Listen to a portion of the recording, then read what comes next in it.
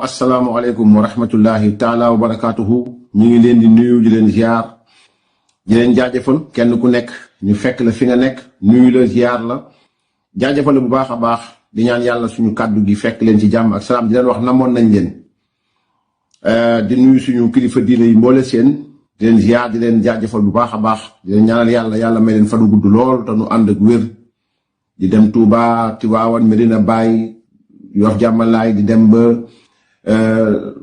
Thiénaba Seck di dem ci fi nga xam ne mooy Daakaba di dem Ndiassane di dem fi nga xam ne mooy Pire di dem aussi fi nga xam ne mooy jàngu bi donc di nuyu ñëpp di ziar ñëpp di nuyu aussi suñu parti muy Alliance pour la République di jaajëfal son excellence le président Macky Sall di ko ñaanal yàlla subhanahu wa taala yàlla may ko fanu gudd lool te mu ànd ak wér di am mbégte retrouver leen aussi ci direct bi ji njëkk ñaan leen donc ñi nga xam ne ñi ngi nekk ci live bi ngeen jël un tout petit peu ci seen temps ngeen bës fi nga xam ne mooy abonné donc ngeen dem ci cloche bi encore ngeen bës ko pour di jot notification yi parce que am na solo lool ci li nga xam ne mooy dooleel si nga xam ne mooy chaîne bi di ko ñaan aussi waa ñi nga xam ñoom laa bokkal parti quand même parce que aussi le combat bon voilà donc c'est un combat boo xam ni ñun ñëpp ko bokk donc ça ne vous coûte absolument rien du tout ngeen dem bés si nga xam ne moom mooy abonné bi donc ngeen abonné wu ci chaîne bi donc am nañu mbégte nuyu leen ziar leen jaajëfal leen bu baax a baax di jaajëfal missionnaire yi nga xam ni ñoo jiite woon délégation yi un peu partout gis ngeen ni chaîne bi semaine bi yëpp rekk ñu parce que ni ko orientation yi nga xam ni njiital parti bi def na ko muy son excellence le président Macky Sall jox ko missionnaire yi ñun dañoo bëggoon wattu li nga xam ni moom mooy directive bu parti bi mooy suñu fulla suñu fayda ak suñu lépp ñu def ko ci li nga xam ni mooy mise en place secrétariat exécutif départementaux yi tàmbali weer décembre bii ba jëm yàlla ba démb gis ngeen ni un peu partout au Sénégal de Saint-Louis à Dagana de Mbacké à Diourbel Fatick Thiès nu mu tudd sax dem ba Kédougou dem ba booru département de Kédougou Saraya ak Salémata ak lépp dem ba fi nga xam ne moom mooy Guédiawaye dem Pikine dem fépp dem Dakar nos missionnaires ont été partout et ñi dirigé woon mission bi jàllale la ñi nga xam ne mooy bataaxal bi nga xam ni son excellence le président Macky Sall def na ko pour waa parti bi mu am ñett yu am solo yoo xam ne mënees na ko jàng ci bataaxal bi nga xam ni président Macky Sall def na ko bi jiitu mooy yéene bi mu am ngi defaraat li nga xam ni moom mooy parti bi taxawaayam parce que diir bi nga xam ni jóge nañ ci pouvoir nekk ci opposition APR reste et demeure un grand parti un parti boo xamante ni jaar-jaaram deesu ko jaratul ñu koy wax parce que aussi sénégalais yi xam nañ jaar-jaaru APR mais président Macky Sall dafa bëgg tegaat li nga xamante ni moom mooy la amoon démb la yëkkati woon nit ñi démb mooy teg li nga xamante ni mooy l'intérêt collectif ci kanam kenn ku nekk sa ambition bopp nga xam ni intérêt collectif moo ko ëpp doole ñu dem ci li nga xam ne mooy fraternité dem ci li nga xam ne mooy solidarité dem ci li nga xam mooy l'esprit de camaraderie bi nga xam ni moo forgé li nga xam ni mooy suñu bijou bu précieux bii ñuy woowee Alliance pour la République parce que dañoo jàpp ne ñun suñu waxanday politique boo ko dindee di teggi benn par benn la fa gën a seer lañu kenn mënta wecc ci dara mooy Alliance pour la République mooy lu ñu bokk ñun ñëpp kenn ku nekk sa yéene bopp bi nga am kenn ku nekk sa bëgg-bëgg bopp bi nga am kenn ku nekk sa ambition bi nga am sa ambition bopp la mais l'ambition de l'Alliance pour la République c'est servir le pays l'ambition de l'Alliance pour la République c'est bâtir un parti boo xamante ni et ay nit yu déggoo ay nit yu jéggalante jëlalante àndandoo xàccandoo dóorandoo lañ ci soxla looloo waral esprit bi nga xamante ni mooy mettre en place benn ñaar mooy gis ngeen ni missionnaire dem nañu ay événement la am ñu ma ne folklore beeg nangam sangam man la mënta ñàkk ci politique mais gi xam nañ ni bu weesoo dégg ngeen missionnaire yëpp ne leen bàyyi nañ leen ak seen cegal guy bàyyi ñëw nañu wax leen li nga xam ne moom la njiital parti bi wax nañ li nga xam ne moom la bëgg fi ñu jëm wax nañ li nga xamante ni mooy organisation bi nga xam bëgg nañ ko dañu ni bàyyi seen bopp ngeen waxtaan seen bopp àndandoo xàccandoo dóorandoo tànn ñi nga xamante ni ñoom ngeen def secrétaire départemental bi danañ fi ñëwaat bu ñëwaatee maintenant ci mission beneen ngeen jox ñu li nga xamante ni moom mooy li ngeen tënk ñu yóbbu ko jox ko kilifa gi nga xam mooy kilifa parti bi donc mission bi jeex na dañoo bàyyi ak nit ak ay mission mu am ñaar yoo xam ne nag ci biir collectivité yi ci biir gox-goxaat yi donc dafa am lu am solo loo xam ni nañ ko bàyyi xel bi jiitu mooy na ngeen fexe ba kenn bañ a mer président wax na ko na ngeen fexe ba kenn bañ a frustré wu ñemeroon toog seeti leen ñemeroon gedd seeti leen loolu ñu siy jaajëfal Abdoulahat Faye parce que jàpp naa ne gis naa ko Mbàkke Abdoulahat Faye coordonnateur mouvement la àndoon nekkoon APR mais jëmmi jamono mu dem ànd ak Mame Boye Diao mais jëmmi ji grâce à la mise en place du secrétaire activité nationale bëgg dem Mbàkke dégg ngeen ko ba mu waxee it teg na ci jëf ji mooy dellu suwaat na ci li nga xam mooy APR fas yéene àndaat ak Macky Sall mais fas yéene jël ñëpp ñoo xam dañoo ànd ak moom ci mouvement am fas yéene wommatu jëm ci li nga xam mooy soxlaay parti bi loolu la ñu soxla donc bu ñu leen bàyyee mission bi pour ngeen defar mën ngeen defar gaa mais bàyyi leen xel ni li ëpp defar bi mooy na ngeen teg structure yu dëgër këng yoo xamante ni nit ñu juboo ñoo fay nekk mais nit ñoo xam ne fàtte nañu ku nekk soxlaay boppam jubli ci nga xam mooy soxlaay parti bi benn ñaar bi mooy fexe ba seeti nit yi di waxtaan ak ñoom fii ak 2026 amuñ jot bi lenn rek la mooy nañu fexe ba dooleel parti bi massifier ko à la base teg structure bu dëgër boo xamante ni ñëpp dañuy déggoo ñu fas yéene incha allah womatu jëm ci li nga xam ne élection locale yi 2027 mais bu ñu yem ci loolu xam ngeen ni ñu bëri ci ñi nga xamante ni dañoo bindu woon 2026 ak dañoo bindu woon 2016 ak 2017 ren jii maanaam 2026 bii ñenn ñi seen carte jeex na 2027 ci élection locale yi seen carte électeur ak seen carte jeex na kon xalaat leen ni ñooñu mission bi ëpp doole gaa structure bi baax na gaa defaraat bi baax na waaye lu ëpp doole lu ëpp solo mooy nañu fexe nit ñi dem bindu ji nañu fexe xale yi bindoogul bindu ji nañu fexe wommatu xool surveiller defar li nga xamante mooy bindu bi fexe ba dem di xool suñu carte d'identité yi bul yem sa bos koo am mu nekk xarit nga waxtaan ak moom ba pare fexeel ba xool carte d'identité kañ la bindu woon 2016 nga ne ko saa ay mbokk dafay jeex 2026 bii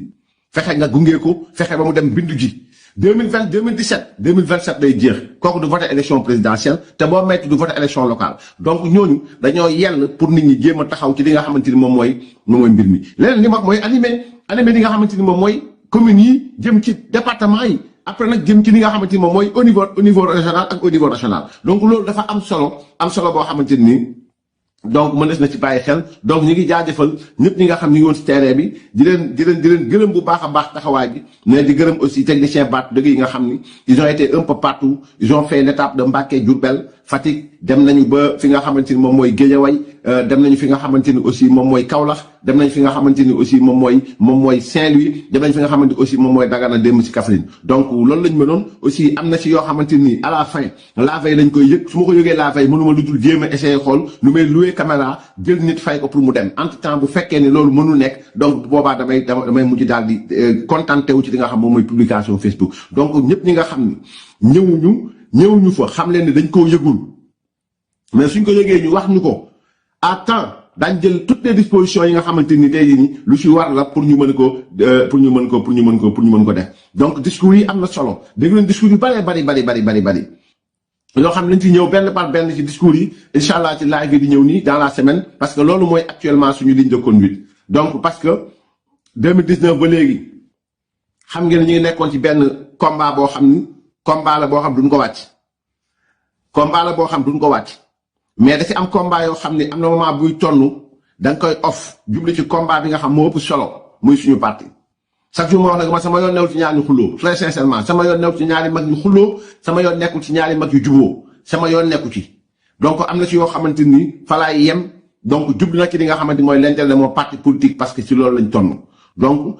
ñu comprendre ko noonu rek incha allah taala fas yéene ànd ak noonu mais parce que nag mission boobu duñ ko wàcc de parce que réew mi moom ku fi waxul dëgg dañ toog ne la nga wax dëgg voilà mais am na ci loo xamante ni fu mu toll nii bon voilà donc nekkatul daal li nga xam ne mooy suñu principal kii donc bi ñuy njëkkee mooy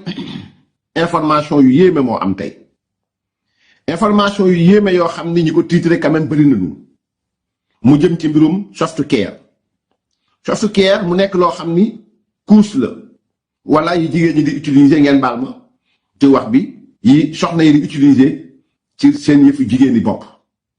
mu am loo xam ni ay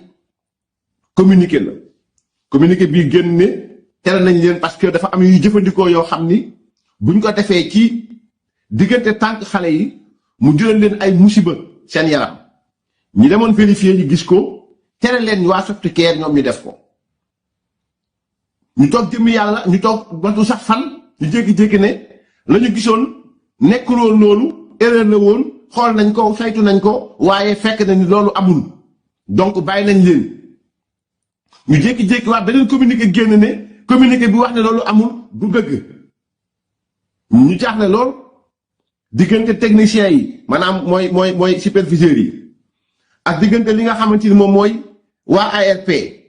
ak waa Softcare yeewi leen sénégalais yi parce que lii nekkul yëfu politique nekkul yëfu naxasa xandak yëfu santé doomu aadama la parce que doomu aadama ni ñuy xoolee ne restaurant bële jàpp nañ ko mu rey muus ni ñuy xoolee ni restaurant bële jàpp nañ ko mu rey mbaam sëf nit ñi di ci wax loolu lu ñu dugg ci biir gémmiñ la mais santé doomu aadama ci biir la ak ci biti donc kawattu moom saytu moom moo xam kawattu saytu moom moo yëg li nga xam ni moom mooy li am ñu jékki-jékki tey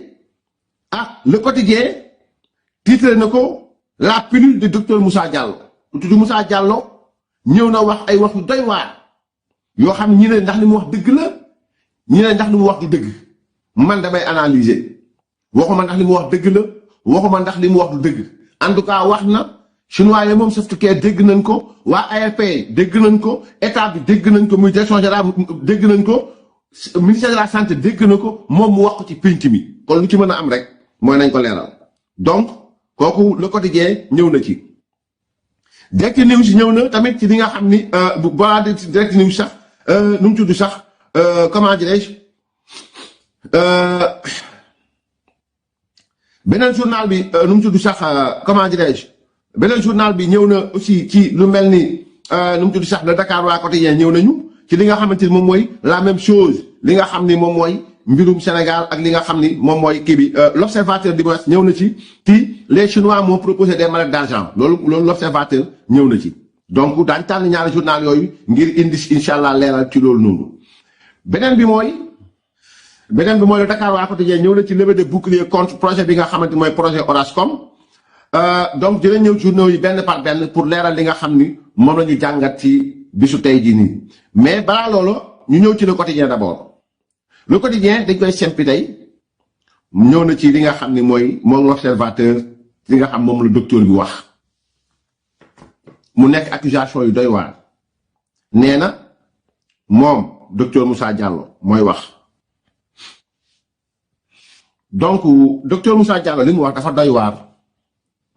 yaa falloir que ñu dégloonte bu fekkee ni li mu wax am na c'est grave bu fekkee ni mu wax amul c'est grave ñaar yëpp dafa doy waar nee na au fait ci affaire Softcare bi le quotidien titré ko ak l'observateur dañoo ñëw ngir gàllankoor def mu war def liggéeyam génn dëgg ñu indi ko manetu xaalis ngir nger ko mu menacé leen plainte ne dañ ko laaj ci le quotidien mu feggoog journaliste le quotidien ñu laaj ko dans le cas de l'affaire Softcare comment est-il possible qu'il y ait eu ces avis contradictoires au niveau de l'ARP par rapport à l'avis des inspecteurs et comment a-t-il pu y avoir ce désaveu de la part de votre direction et de vos responsables donc li ñu ko njëkk laaj mooy ci mbirum Softcare ñu ne ko ci mbirum Softcare bi nan lañu mën a demee ba mu am ay gis-gis yoo xam dafa wuute d'abord da ngeen tàmbali ngeen ne Softcare bi nga xam chinois yi wax naa leen ko léegi ci affaire couche xale yi lay def affaire mbirum jigéen yi ñuy utiliser ñoom donc ñu laaj ko ne ko lan moo tax ngeen njëkk ñëw ne chinois yi li ñuy defar baaxul dafa am loo xam ne gis ngeen ko ci biir mbir mi baaxul ngeen ñëwaat ne baax na yéen ngeen gënaat encore ne baaxul mu ñetti avis yoo xam ne benn bu ne wute naa ak moromam benn ñaar laaj ñu laaj ko ne ko lan moo tax yow en tant que inspecteur bi nga xam ne yaa demoon di superviser lan moo tax ñi nga xam ñoom ngay liggéey ñu say responsable lan moo tax ñu dëddu la ci mbir mi yow ngay wax lii ñuy wax la le muy tontu mu ne ce qui s'est passé nee na li xew mooy dafa demoon ci inspection ànd ak ay collègues am nee na biñ ñibbisee ñu ñëw def seen rapport donc bu ñu paree ci rapport bi ñu communiquer ci li nga xam ne gis nañ ko bi ñu demee ci Softcare ci usine ba di xool di saytu ñu ne ba ñu demee ñoom dañoo gis ni dafa am ay manquement yan manquement la manquement yu doy waar la wax ñene ci biir manquement yooyu yu doy waar yooyu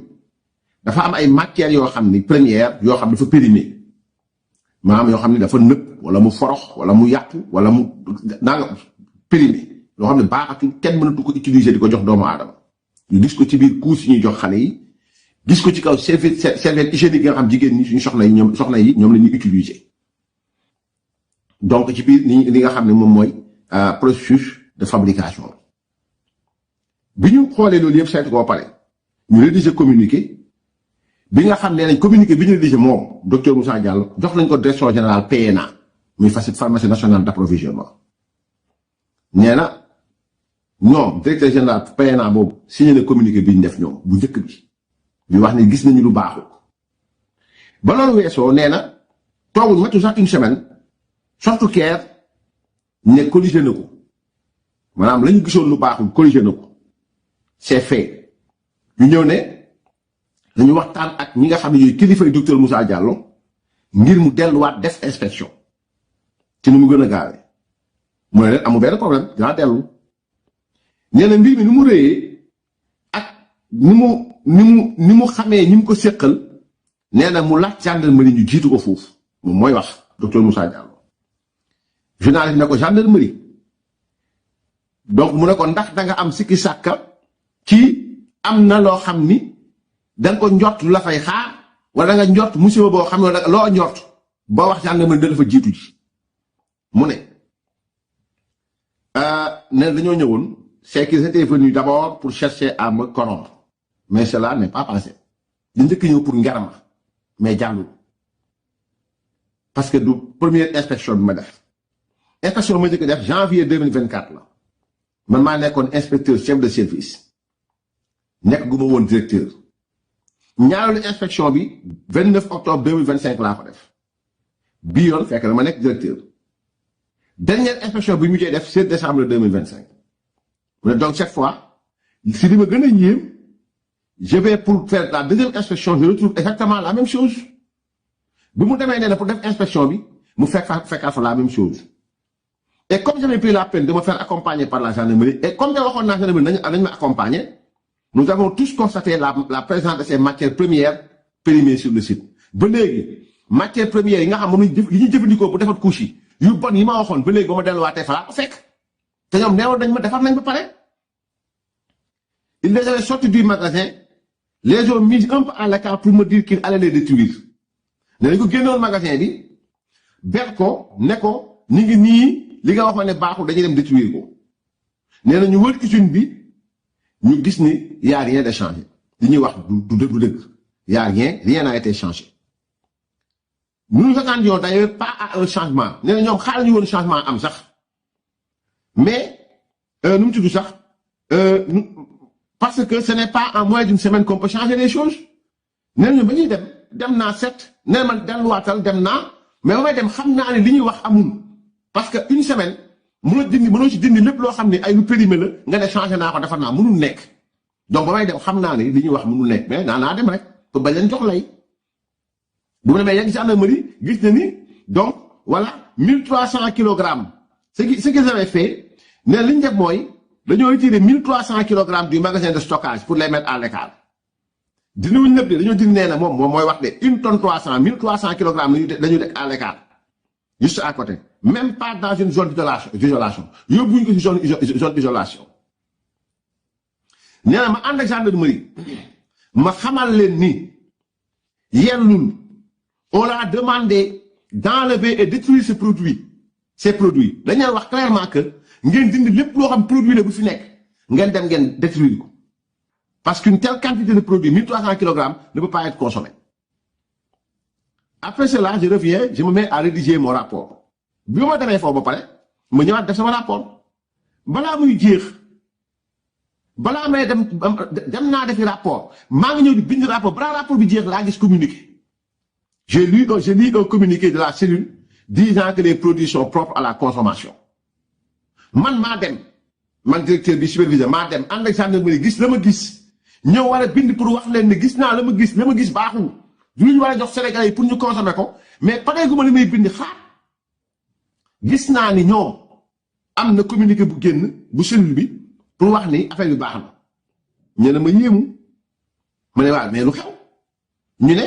il y a un besoin de communication il faut lever la mesure parce qu'on a reçu des pressions dañoo war a communiquer il faut que ñu lever mesure bi nga xam ne waxoon nañ bu leen ko jox Sénégalais yi baaxul il faut ñu lever ko parce que dafa am pression subhanallah man jàpp naa ni pression lu mu rëy ci loo xam ne mbirum santé la lu Sénégalais bi di consommer la baax naam baaxul dañ leen wóolu teg leen foofu non pas pour recevoir des pressions mais pour faire votre travail nee na moom mu tontu leen mu ne mais xaar leen mais yéen ku ngeen yëpp de qui sa mocto man maa yor cërgal guy gi c'est moi qui ai le lead de cette affaire là man ngeen di déglu man maay superviser c'est moi l'inspecteur qui doit vous dire ce que vous devez communiquer man maa leen wax lan ngeen war a communiquer mais comme ni mu ne comme ni ngeen ko seetloo wëleef di njëkkoon communiquer ñaareel bi mooy ki ko signé Lamine Bayo la tudd nekk journaliste ancien correspondant Walfadjri bu Sédhiou nee na ci laa ko woo téléphone mais ne man sama xel mais kii du ci yoonam ci infection bu mel ni journaliste di bind di wax ci nu mu tudd inspection pharmaceutique journaliste kay yow joxeel xibaar mais di wax ndax produit pharmaceutique baax naam baaxul moom mooy wax man su may wax de damay jàllale laa wax pour une infection pharmaceutique il faut être assermenté il faut nga nekk un agent assermenté agent assermenté boo ko déggee mooy balaa ngay dem ci liggéey da ngay waat ne li may liggéey yàlla laa ciy seet réew mi laa ciy seet lu ma ci juum lu nekk rek sama responsabilité engagé wu la kooku fekk journaliste bi am na déontologie wam mais pharmacie bi it am nañ seen assermenté nee na ma daal di jël bataaxal bind ko ma Lamine Baye boobu pour laaj ko pour mu expliquer ma Lamine Baye tontu ko de façon aérienne ci waxin boo xamante ni boo wax falaa rek voilà mu ne hiérarchie bi moo ko wax pour mu rédiger communiqué bi ñaar hiérarchie moo ko wax pour mu rédiger communiqué bi après qu'il allait me revenir dès qu'il aurait réponse li ne ko nag Lamine Baye ne ko li nga ma wax nii bu ma ci amee tontu après dinaa la woo voilà. Le même jour, sans attendre, avec mes deux collègues, nous avons décidé de sortir un second communiqué. Même bis bi moom ak ay collègues am yi nga xam ne ñoom dañoo am responsabilité ñoom la ñuy laaj ëllëg ci biir ñoom ñooy agent assermenté yi ñoom ñu bind beneen communiqué pour leeral dëgg bi. Ils étaient servis de nos images ñoom ñi def loolu dañoo jëfandikoo seeni image seen nataal collé ko seen torsion de communiqué boobu noonu pour wax ne ni ñii ni ñu waxoon ni amul. Alors nous avons sorti ce communiqué, c'est une question de santé publique. Nous avons gagné communiqué parce que nous sommes santé publique. Journaliste, mais avant de sortir le deuxième communiqué, vous n'avez pas essayé de contacter le directeur de la cellule ou de l'ARP. Nous avons gagné le deuxième communiqué. C'est qu'il faut le directeur de la cellule et l'ARP. Docteur Moussa Yanton, le directeur de la cellule ne m'en a même pas parlé. waxul ak man ci lii moom il a reçu des instructions de la direction générale dafa recevoir ay instructions ay ndénkaane wala ay digal ci direction générale mu ne ko li jar a xam mooy la cellule dépend de la direction générale donc tout comme ma direction ainsi que 4 autres direction générale moo ñuy def ñun ñëpp maintenant chaque fois qu'il y a un communiqué qui doit sortir de l'institution c'est le directeur général qui le signe parce que c'est sa responsabilité qui est engagée donc comme je le disais, quand il m'a répondu cela, j'ai convoqué une réunion d'urgence avec mon équipe pour informer les Sénégalais. Bi ma amee information yi nag man dama convoqué réunion d'urgence ak ñi nga xam ne samay collègues lañu ñoom laa liggéeyee loolu équipe am pour wax ak Sénégalais yi. Parce que nekkatul digganteem ak ay directeurs rek digganteem ak ay journalistes rek digganteem il s'agit d'un serment peut-être moo tax mu wax damay jàllale xibaar rek. nee na war naa leen a bi et je dois préciser comment cela nee na lii yëpp lu jiitu les Chinois de Softcare sont venus à 4 reprises à mon bureau. Chinois ñëw na ñeenti yoon sama bureau. Il faut savoir que c'est une société affiliée à une autre société chinoise. nee na société Softcare dafa affilié wu ak beneen société chinoise. nee na 10 gan na ci koppar 7 milliards $. mi ngi waaj a dem bourse mois de décembre bii. nee na indil nañ ma malatu xaalis pour jéem ma nger ma tontu leen ma ne leen li ma intéressé nañu dem corriger li nga xam ni mooy seen produit yu bon yi afin de reprendre les activités pour ngeen reprendre seen activité il faut ngeen dem lu bon li ma leen wax lu bon la ngeen dem ngeen retiré ko man soxla ma seen ma ne moom mooy wax. Ils lui ont proposé de modifier son rapport. Ils m'ont proposé de modifier mon rapport. Et qu'on se retrouve ailleurs autour d'un déjeuner pour finaliser. Entre guillemets, de finaliser. Finaliser, amana, am bu defé entre guillemets am lu ci djublu duma ci dug mom wax ko duma wax. Mais néna ñom dañ ko wax né ko na soppi rapport am ensuite ñu dem dajé fenen reer. Bu ñu reeré maintenant ñu teunk li ñu teunk nag tënk bi da ko def entre guillemets da ko def diggante ay kii waaw donc moom waxul du ma wax xaw ma lu mu si jublu nee na da ngay mujj menacé ne dama leen di porter plainte ngir jéem a nger gi ngi may jéem a nger ab fonctionnaire ngir ñu arrêté seen manœuvre yi nee na heureusement bis boobu dafa laajoon secrétaire am mu teew ci bureau bi kon yoon am na liggéey parce que lii c'est grave non seulement c'est grave mais c'est dangereux parce que li mu fi wax nee naa leen bu fekkee ne am na lu doy waar la bu fekkee ne amul lu doy waar la loo xam ni moom wala directeur baak ña sa topp ñëpp ñoo xam ni tudd nañ leen laale nañ ci mbir mi wala xam nañ ci mbir mi dara nañu génn ñu leeral sénégalais yi bu leen yépp parce que dañ leen wóolu teg leen fa moo tax buntu kër day am kilifa. kër day am kilifa Sénégal kër la goo xam ni du ma wax ne amul kilifa de waaye kër gi daal dafa mujj mel ni comme capala dong fu waay dikkee rek ñëw toog fu waay dikkee rek ñëw toog te lii di am ci dëkk bi nii et dans tous les secteurs daanaka yoo xam ni nit ñi ñu ngi ñaxtu nit ñi ñu ngi kaas doy na waar lool kon na ci nit ñi jublu na ci nit ñi leeral. Parce que nag li mu wax ci tentative de corruption normalement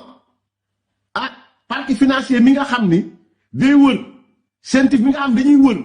lu ngeen wër a ngi nii lu ngeen téye ngi nii très sincèrement ziar nañu bu baax waa partie financier mais lu ngeen wër a ngi nii dem leen ngeen wëri ji ko dem leen ngeen xool ko dem leen ngeen leeral ko non seulement il s'agit de la santé publique il s'agit de la santé des Sénégalais mais il s'agit de tentative de corruption. Bi nga xam dañu doon jéem a def un fonctionnaire assermenté et ça c'est grave bu fekkee am na laa wax parce que may wax day leer bu fekkee ne am na je ne fais que lire les informations donc lii Le Quotidien moo ko indi donc indi na ci xët bu rëy donc ku bëgg xam nu mu demee rek donc mën nga dem ci journal bi nga xam ni mooy journal Le Quotidien donc Tribune moom ñëw na ci li nga xam ni mooy une campagne de commercialisation catastrophique maanaam gis ngeen image yëpp jaayum gerte gi wala njaayum nu mu tudd sax commercialisation gerte gi gars yi ne nañ bëri nañu may gisuñ ko njaay boo gisee koo jaay la ñuy propose si njëg dafa ndaw donc Tribune ñëw na ci les paysans en colère contre le gouvernement qui leur a imposé la barre selon docteur Macoumba Diouf donc dans l'arrondissement de Kombal sur 4 communes de plusieurs dizaines de villages chacune 2 points de collecte sont fonctionnels entre rareté des points de collecte, délivrance de bons et obligation de tarare, les paysans ne cachent pas leur déception pour cette présente campagne. Les prises de solution du docteur Macoumba Diouf. Donc, lii mooy mbéy mi gars yi nee nañu gouvernement di leen imposé ba pare nag nee nañu bon yi ñëwati na bon xaw ma ndax impayé la xaw ma payé bon daal la ñu wax fa laa yem pour être fidèle mbirum bon ya daal ñëw na nee nañu non seulement béy nañu bay bëgg a dee béy nañu ba sonn. njëg yi neexu leen fañ dem ko bu di ko jaay bëriwul ñaar bi mooy am na ay bon ñetteel bi mooy li nga xamante ni mooy obligation par force ngeen indi taaraar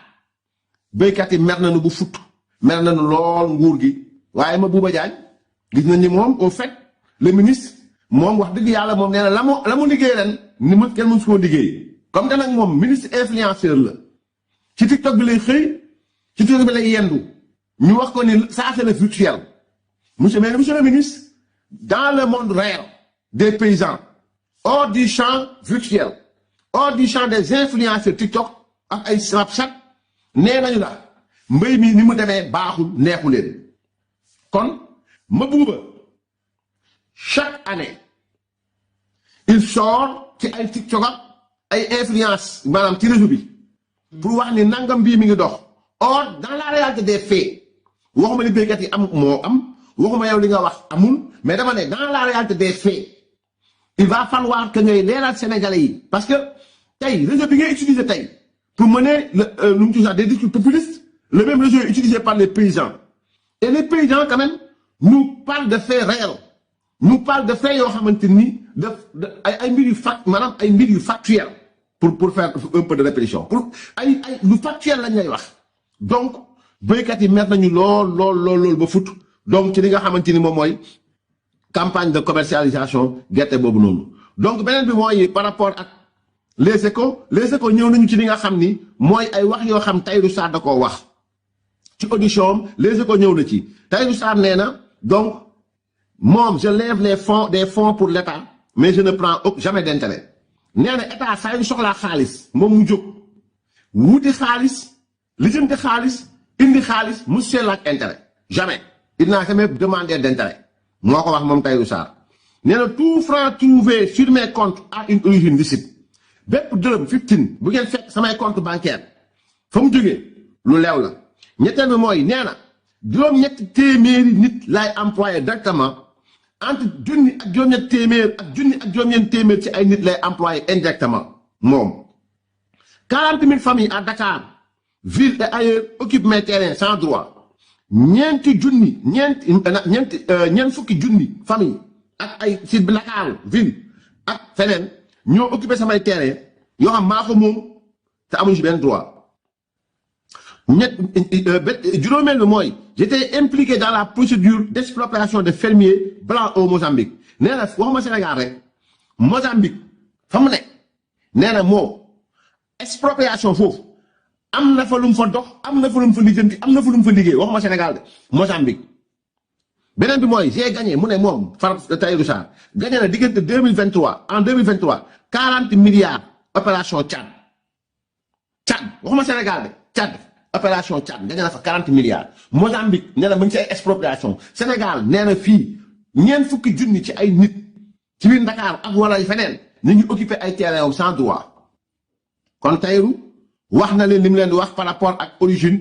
licite bu alalam leeral na ko ba mu leer nañ tagal guy gi daal mi ngi def diggante juge d'instruction pour mu peese nag maintenant li Farba wax li Tahirou Sarr wax ak li procureur financier wax maintenant c'est une instruction quand même instruction mooy enquête instruction mooy xóotal juge d'instruction loolu mooy liggéeyam day enquête di chargé wala muy enquête di déchargé day déglu day saytu day xool donc loolu mooy instruction kon déglu nañ Farba Ngom déglu nañ Tahirou Sarr déglu nañ procureur bi nga xam ne mooy procureur financier ñu posé question ñuy tontu maintenant tontu yi ñu tontu yëpp nag le juge d'instruction a le temps matériellement parlant a le temps mu saytu bu baax a baax li ñu ko wax ndax li ko Farba wax ndax li ko Tahirou Sarr wax parce que au-delà de déglu leen dina def li nga xam mooy ay réquisition na dem ci ay réquisition ci béréb nangam def réquisition ci béréb nangam def réquisition ci béréb nangam élément yëpp bu ko amee maintenant ci la sukkandiku comme ni mu demee ci kaaw ay ñi fi jaaloon rek ba ñu bàyyi depuis seen kër gëm nañ ni xam nañ ñu xam bu wér ne ñun li ñuy wax bon gëm nañ ko jusqu'à la preuve du contraire donc pour juge d'instruction mën a ñëw leeral donc loolu mooy li nga xam ni mooy l'affaire Farba Ngom Tahirou Sarr et damay ragal mu mujj nekk benn manque boo xam ëff nañ ko ba mu ngànd Tahirou jam na côté bi mu peer Farba jam na côté bee mu peer ah gars yi ngi jéem a ëff ba léegi nag mais dama ragal seen ngelaw bu jàll feneen kon ñu mu tudd sax comment dirais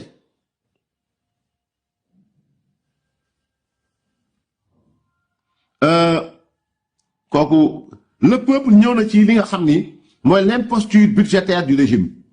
le régime bi seen budget bi ñu def au fait nee na benn cadre gëm sa bopp moo koy wax nee na milliards yi fi wax yëpp ci këyit bi moom day laaj fan la nekk ci sénégalais yi man de sénégalais yi may woo yëpp koo ci wax mu ne la dëkk bi daa miti diggante ñaar téeméer ba junni jëm ñaari junni lañ di ñaan léegi koo laaj mu ne dëkk bi fu miti borom kër yeeg ñëpp tout le monde milliards yi daal ci këyit la yem au moins sax ak nguuru Macky Sall daa nga dégg milliards ñu jot naa bourse familiale daa nga dégg milliards ñu jot naa nangam mais milliards yi daal plus de milliards ci papier mais moins de prospérité dans les foyers donc économie et emploi une croissance chimérique un chômage rampant, les populations vulnérables continuent de payer de leur vie la faiblesse des politiques sociales. Un budget qui soigne les chiffres, mais ignore les malades est une trahison politique sans excuse. Mais le budget boo xam ni ci ay choix de chiffres nga nekk ba pare dëgg li nga xam mooy soxlaay askan bi nee na loolu war sa askan la budget boo xam ni ci ay convoi ak lañ koy gën a xàmmee ràññeeku budget boo xam ni ci seen train de vie yéen lañ koy gën a xàmmee ràññeeku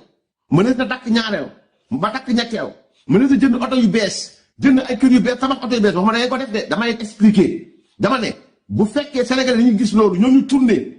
seen bourse familiale ngeen dagg ko seen di leen imposé seen yenn liggéeykat yi ngeen jël chômage baa ngi yéeg ko monsieur Mama Kumba chômage mi ngi yéeg ko monsieur Mama Kumba dangereusement donc yooyu yëpp nee na moom cadre gëm sa bopp bi nee na loolu niroowul lu dul trahison maanaam war sa askan. donc loolu mooy li nga xam ni mooy le peuple information bi nga xam ni indi na ko par rapport ak li nga xam moom mooy budget bi nga xam ni mooy budget bi gis ni milliards yi moom fee ngeen koy gis de assemblée nationale.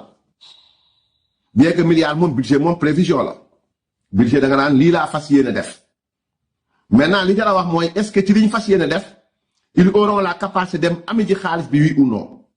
mais en tout cas beaucoup me disent que les signaux ne sont pas tellement bons signaux yi ñu jëm Sénégal newu signaux yu baax démb déglu nañu Madiambal Diagne def ci yaatal bu am solo daan ci ñëwaat di jaajëfal waa FRDS tamit di leen remercier ci li nga xamante ni mooy liggéey bu am solo bi nga xam ñu koy liggéey dans la diaspora. Le Dakar waa quotidien ñëw na ci Lac Rose bi nga xam ni population bi def nañ levée de bouclier contre Orascom na benn projet la boo xam ni dañ ko fa waroon def donc mais population bi yu yaa ñàkk wolof ak ñàkk pël nee nañu projet bi moom du fa am alam likk rek du fa am les libéraux dénoncent l'absence de concertation et d'information nee na il faut que rek waxtaan am il faut que ñu toog ñu waxtaan ah na gars yi toog ñoom waxtaan gars yi nag joxal nañ baaraamu tuuba ministère du tourisme bu ñu sukkandikoo ci journal bi pointé du doigt parce que silence am dañ ko décrire bu baax a baax a baax donc lii mooy li nga xam ni tànnaloon nañ leen ko ci journaux yi donc pour mën a ñëw ci yéen ci loolu xanaa information beneen bi ñu leen di jox rek mooy bi nga xam ne ci la ñuy mujj mooy procureur général moom it daan na fële ca cour suprême rejeté na li nga xam ne mooy pourvoi bi mu defoon ci l'affaire Mouhamadou Bamba Amar xam ngeen ne Mouhamadou Bamba Amar chauffeur la boo xam doon dawal rek dans l'affaire Moustapha Diop ci li nga xamante ni jàppe woon nañ leen ko biñ ko yóbboo nag donc ñu waxoon ni juge d'instruction waxoon ni nañ ko may li nga xam ne mooy liberté provisoire donc procureur bi dafa defoon li nga xam ni moom mooy pourvoi pour le juge d'instruction ba waxoon donc mu ne d'accord ci Mouhamadou Bamba Amar mënul am liberté provisoire maintenant chambre d'accusation ba waxoon na lam ca waxoon léegi nag def na li nga xam ne mooy pourvoi maintenant li nga xam ne mooy cour suprême dégage muy deuxième chambre pénale rejeté li nga xam ne mooy le procureur bëggoon muy téye Mamadou Bamba Amar ci kaso bi donc muy li ngeen di gis nii muy arrêt numéro 71 du 18 décembre 2025 donc ñu ngi ko def le 18 décembre bii génn nii muy bërkaat démb donc procureur général diggante procureur général la woon bu cour d'appel bu Dakar ak ki nga xam ne mooy Mouhamadou Bamba Amar donc ñu ngi doon taxaw di statuer ci li nga xam mooy pourvoi bi nga xam ni formé suivant déclaration faite au greffe de la cour d'appel de Dakar le 10 octobre 2025 par le procureur général près la cour d'appel de Dakar contre l'arrêt numéro 295 rendu le 10 octobre 2025 par la chambre d'accusation de la dite cour qui, dans l'affaire l'opposant à Mamadou Bamba Amar, a confirmé l'ordonnance entreprise et réservé les dépôts. Chambre d'accusation donc joxe woon na li nga xam ne moom mooy gis-gisam procureur général d'accord ci gis-gis boobu ñu yóbbu li nga xam ne muy mbir mi mooy ci pourvoi ci li nga xam mooy cour suprême muy deuxième chambre pénale lii la wax attendu qui ressort des énonciations de l'arrêt confirmatif attaqué que par ordonnance du 11 septembre 2025 le juge d'instruction du tribunal de grande instance hors de Dakar a ordonné la mise en liberté provisoire assortie d'une assignation à résidence avec surveillance électronique de Mamadou Bamba Amar inculpé de complicité de détournement de deniers publics et placé sous mandat de dépôt. Sur le moyen unique tiré de la violation de l'article 140 du Code de procédure pénale, attendu que, pour caractériser l'existence de contestations sérieuses, la chambre d'accusation, appréciant souverainement les éléments de fait et de preuves qui lui sont soumis, a relevé d'une part que aucun acte matériel de soustraction ou d'aide à la soustraction, encore moins un élément intentionnel frauduleux n'ont été établis à l'encontre de l'inculpé et pouvoir justifier son maintien en détention. Donc, bi Cour suprême deuxième chambre pénale sayto coow li am diggante procureur général ak Mamadou Bamba Amar bi nga xam ni chambre d'accusation joxe woon na pour ñu bàyyi ko bàyyi si neges ndiku waaye nag bàyyi ko xel takkal ko lam bi surveiller ko bu baax a baax en attendant yéen ngeen di indi ay firnde yu leer parce que ci li Cour suprême sukkandiku deuxième chambre pénale nee na ci li mu wax nii nee na procureur général ngeen baal ñu waaye amul benn acte matériel de soustraction. Donc, la chambre d'accusation, appréciant souverainement les éléments de fait et de preuve qui lui sont soumis, a relevé. Chambre d'accusation, li tax mu wax mooy nee na dafa gis ni aucun acte matériel benn jëf ju leer bu procureur mën a sukkandiku de soustraction woppat maanaam woppat ci alalu réew mi wala mu dimbali ko woppat ci alalu réew mi encore moins wala sax nag mu am intention yéene yi dompat ci alalu réew mi procureur indiwoo benn preuve ci loolu ki nga téye ci kaso bi indiwoo benn preuve ne moom jël na indiwoo benn preuve ne sàcc na ci alalu réew mi waaye indiwoo sax preuve boo xam ne wala ne intention am yéeneem sax jël alalu réew mi la n'ont été établis à l'encontre de l'inculpé et pouvant justifier indi wala dara loo xam mën na justifier ngeen téye ko sax amul mu ne ci yeneen wàll d'autre part les dénégations littéraires de l'inculpé bi un simple chauffeur ou subordonné chauffeur rek boo xam ni wala subordonné koo xam ne da ngay liggéeyal nit accomplissant de simples missions de retrait de chèque sur instruction de ses supérieurs hiérarchiques à savoir le gestionnaire de compte et le ministre lui-même. Son nature a fondé des doutes raisonnables relativement à l'imputabilité des faits qui lui sont reprochés. Donc, loolu mënul taxaw te loolu mënuñu sukkandiku quand l'état de ces contestations et dénonciations et énonciations du moins la chambre d'accusation a légalement justifié sa décision.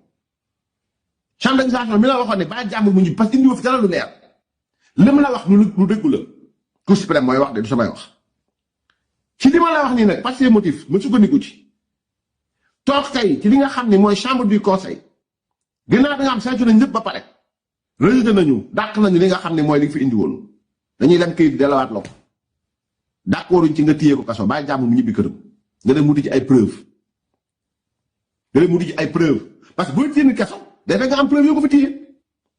donc le pouvoir formé par le procureur général après la cour d'appel rejette le pouvoir formé par le procureur général après la cour d'appel de Dakar contre la numéro 295 du 10 octobre 2025 de la chambre d'accusation de la juridiction mais les dépenses à la chambre du trésor public nag bu ñu paree la ñu frais ci ki fi affaire yëpp nga fay ko mbir mi nag mel na ni trésor public le CDC jotoon jël ci ay caution le procureur yi génnoon fii leen ko wax boo mettiwul mais les dépenses ci chambre trésor boo mettiwul da ngeen fay bay bëgg a dee yéen a ngi dem procès yéen a ngi daanu yéen a ngi dem procès yéen a ngi daanu te daanu yu bëri li ko ëpp mooy indiwu leen fi firnde yu leer yu ngeen war a mën a téye nit ñi kaso bàyyi leen ñibbi kon lii defet bi li tax ma jël ko indi ko jàngat bii tey defet bii lu doy waar la mais maanaam question bu leer la ñu war a poser ci li nga xam ne mooy mbirum CENTIF ci ay rapport am yépp mujj na mel ni léebu xale yu ndaw yooyu Alice au pays des merveilles riir mi réyoon na procureur yi génnoon nañu def conférence de presse ñu en tant que citoyen bëgg nañ ngeen génnaat na ngeen limoon seen tur yi wala la ngeen waxoon ngeen wax su ngeen ci toll ci ay preuves ay firnde parce que nag nous en avons besoin et je pense que le peuple sénégalais doit se réveiller réew mi nag jot na ngeen yeewu ñaara am immaa ngeen yeewu ñu xam ne yeewu ngeen bu ngeen ko yeewu taxoon say bët dem sëlmu ji débarbouiller il faut vous débarbouiller ôter les traces de ce long sommeil imposé par des incompétents. Il est temps de se débarbouiller, d'arrêter de roupiller et de faire face à la réalité, de prendre conscience de la situation et de prendre en même temps les mesures qu'il faut, c'est-à-dire dégager ce tandem-là de la tête du pays. Loolu moo fi am solo, loolu amul leneen. Parce que ils vous ont servi des discours de populistes, wax leen jiiñ ay nit ay tuuma yu rëy finalement bi ngeen leen di xaar ci tuuma yi dama leen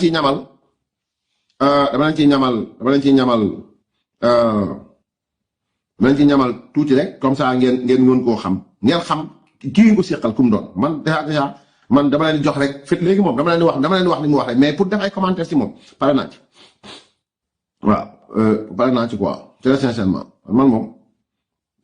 dama dul rayé sama temps ci moom ci yu bari dama bëgg ngeen dégg ko rek incha allah. ñun ñu wax ci lu bëri li ñuy wax coowal pétrole bi ñun ñu wax ci lu bëri coow li ne gañ looloo andi woon suñuy 400 000 fu mu mujjee. man bind naa téere wax ci pétrole bi ne moom def na ci pétrole bi loo xam ne pour yoon magam mooy président de la république tey ñu ngi lu aussi. dama tey jii kenn musuma weddi. fan yii yëpp ñu ngi may tuumaal di yàq sama der ñii di manifester di bind ci seeni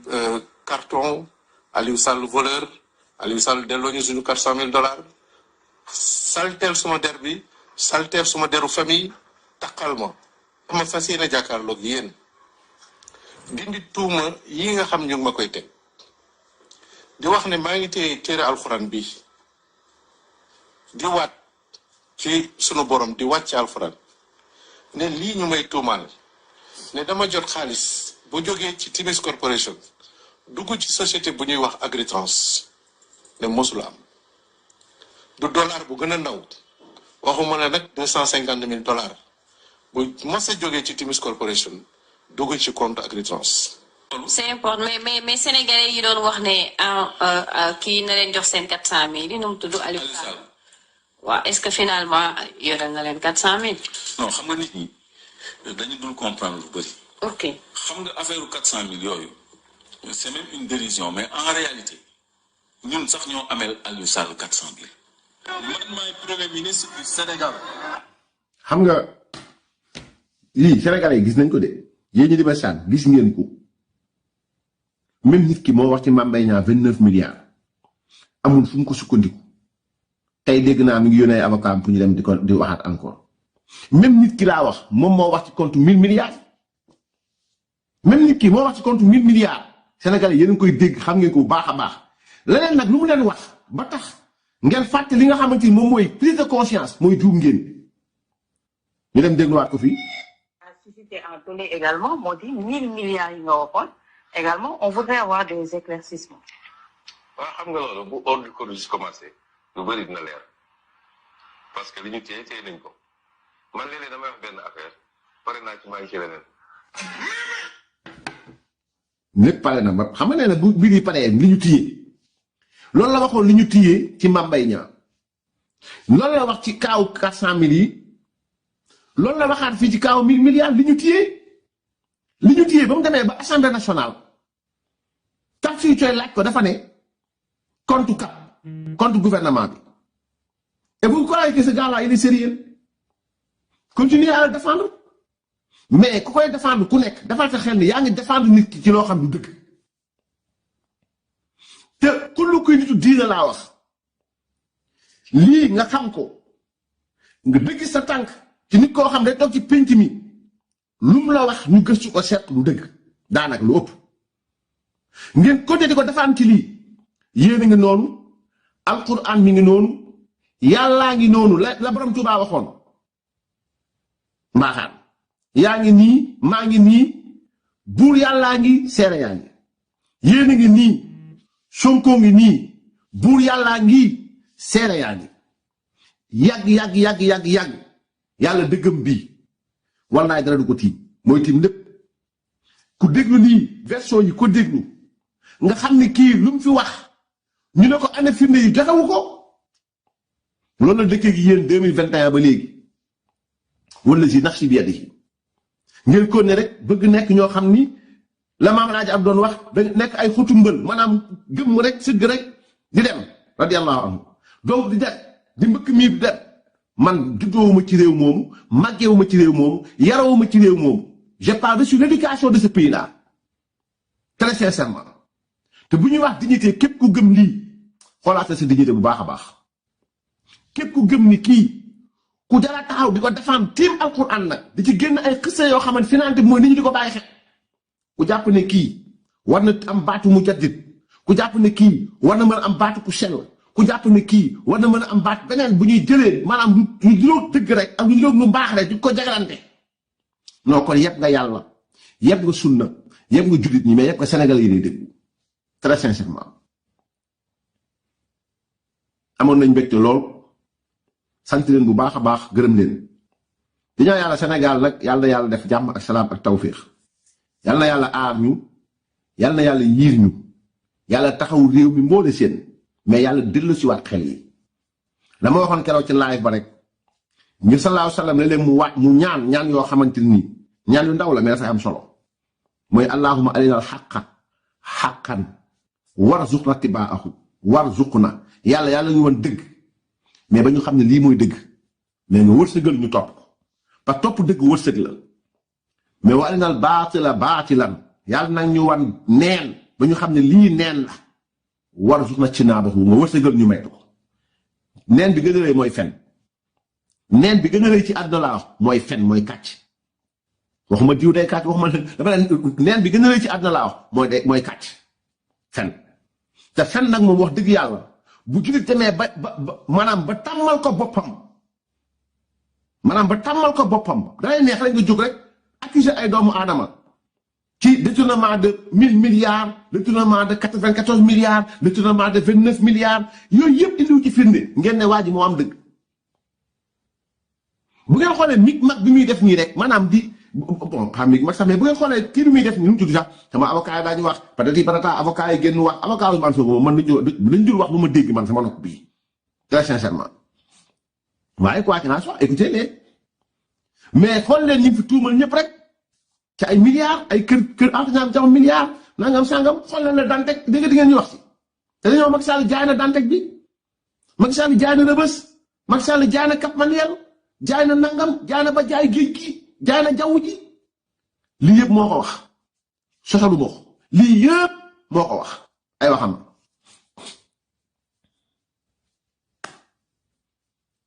kon mbir mi ngi ci ndawu Sénégal rek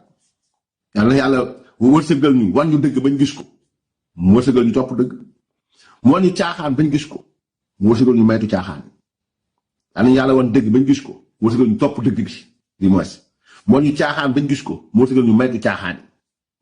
yàlla taxawuñu bu baax a baax taxawu ñëpp wasalaamu aleykum wa rahmatullahi taala wa barakaatu. bon salaamualeykum wa rahmatullahi taala wa barakaatuhu ñi ngi leen di nuyu di leen ziar di leen jaajëfal bu baax a baax di ñaan yàlla subhanahu wa taala suñu kàddu fekk leen ci jàmm ak salaam di tàmbali di nuyu ñu nekk ci YouTube bi yëpp Waly Ndour maa ngi lay nuyu di la ziar Ani ziar naa la Ibrahima Cissé maa ngi lay nuyu di la ziar Thierno Kane nuyu naa la Mamadi Kayta Papi Gueye maa ngi lay nuyu bu baax di leen ziar di leen jaajëfal bu baax a baax di am mbégte nag retrouver leen seen live bi di ngeen am tey ñaar direct au fait direct bi c'était pas prévu on a été obligé de dugg ci direct bi après bon maintenant ñu ñëw ci beneen direct di ngeen am ñaar direct tey et on reprend les activités incha allahu taala parce que xam ngeen ne semaine bi yëpp dañoo nekkoon ci mbiru parti bi donc ci mbir li nga xamante ni moom mooy parti bi taxawaay bi nga xam ni ñu ko doon am lees mën a jàpp daal mooy magu théâtre kat yi daje nañu ak presse bi tey pour beneen scénario bu bees jàkkaarloo ak ña jàpp ne ñii ay nit yu sérieux lañu ñuy waxtaan ni ñuy leeyale seeni fen ba pare nag di bëgg jiiñ ñeneen fen man nag live bi may live nii au fait li may wax nii jubluwuma ci au fait jéem a indi ay aspect technique jubluwuma ci it jéem a indi yeneen aspect mais dafa di ay fen bu jógee parce que nag li may ay avocat Ousmane Sonko ñu toog ciñ état bi yëpp comploteur fenkat mensonge d'état et cetera moonu may ñu tontu leen kéem nag baati utiliser ma bëgg ngeen bàyyi xel ci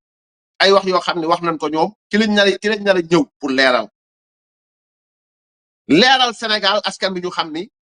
li ñu fi wax tey ay waxu caaxaan du droit xaajul bay niroog droit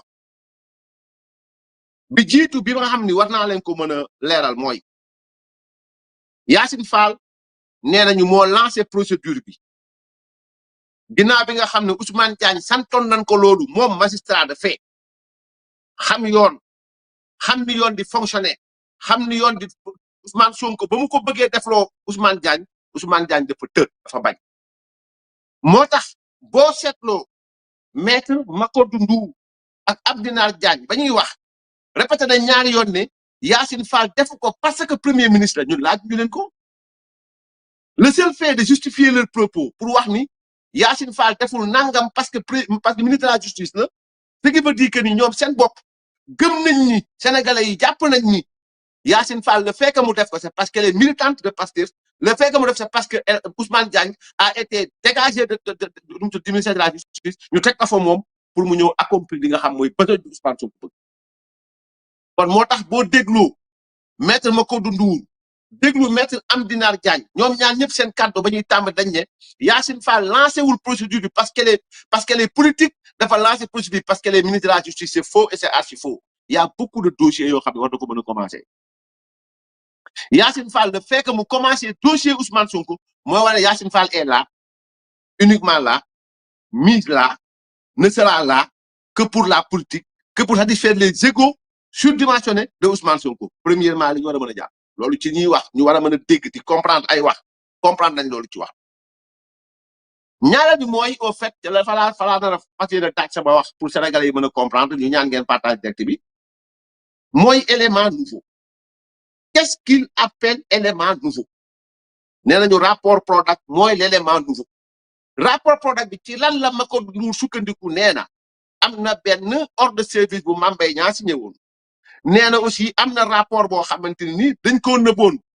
ki nga xam ne moo nekkoon coordonnateur bu nu mu tudd sax UGF moo ko nëbboon état bu Sénégal ci bi nga xamante ni Mame Mbaye Niang plainte na ay journalistes yoo xam mën nañ def investigation Amadou Niang da leen ko nëbboon nëbb leen ko nëbbu ko Adramé Sarr nëbbu ko juge bi nëbbu ko tout le monde loolu la ñuy woowee élément nouveau mooy mbir mu bees bu xew ci mbir bi yow mi jàng droit ak nga ñàkk jàng droit yëpp xam nga ne ñoom li ñuy wax ni ay fo yi neen la te naa ko démontrer bi njëkk bi nga xam bëgg naa ko démontrer mooy fi ñu bëgg teg wax bi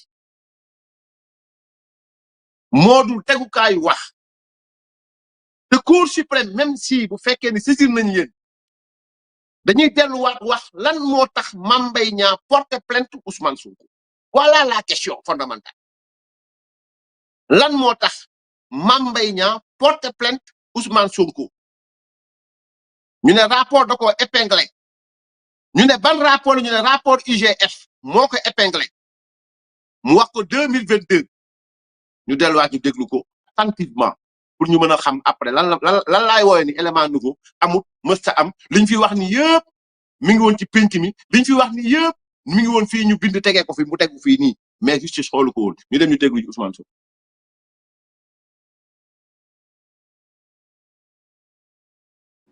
ne moom benn rapport épingle ko waxul dëgg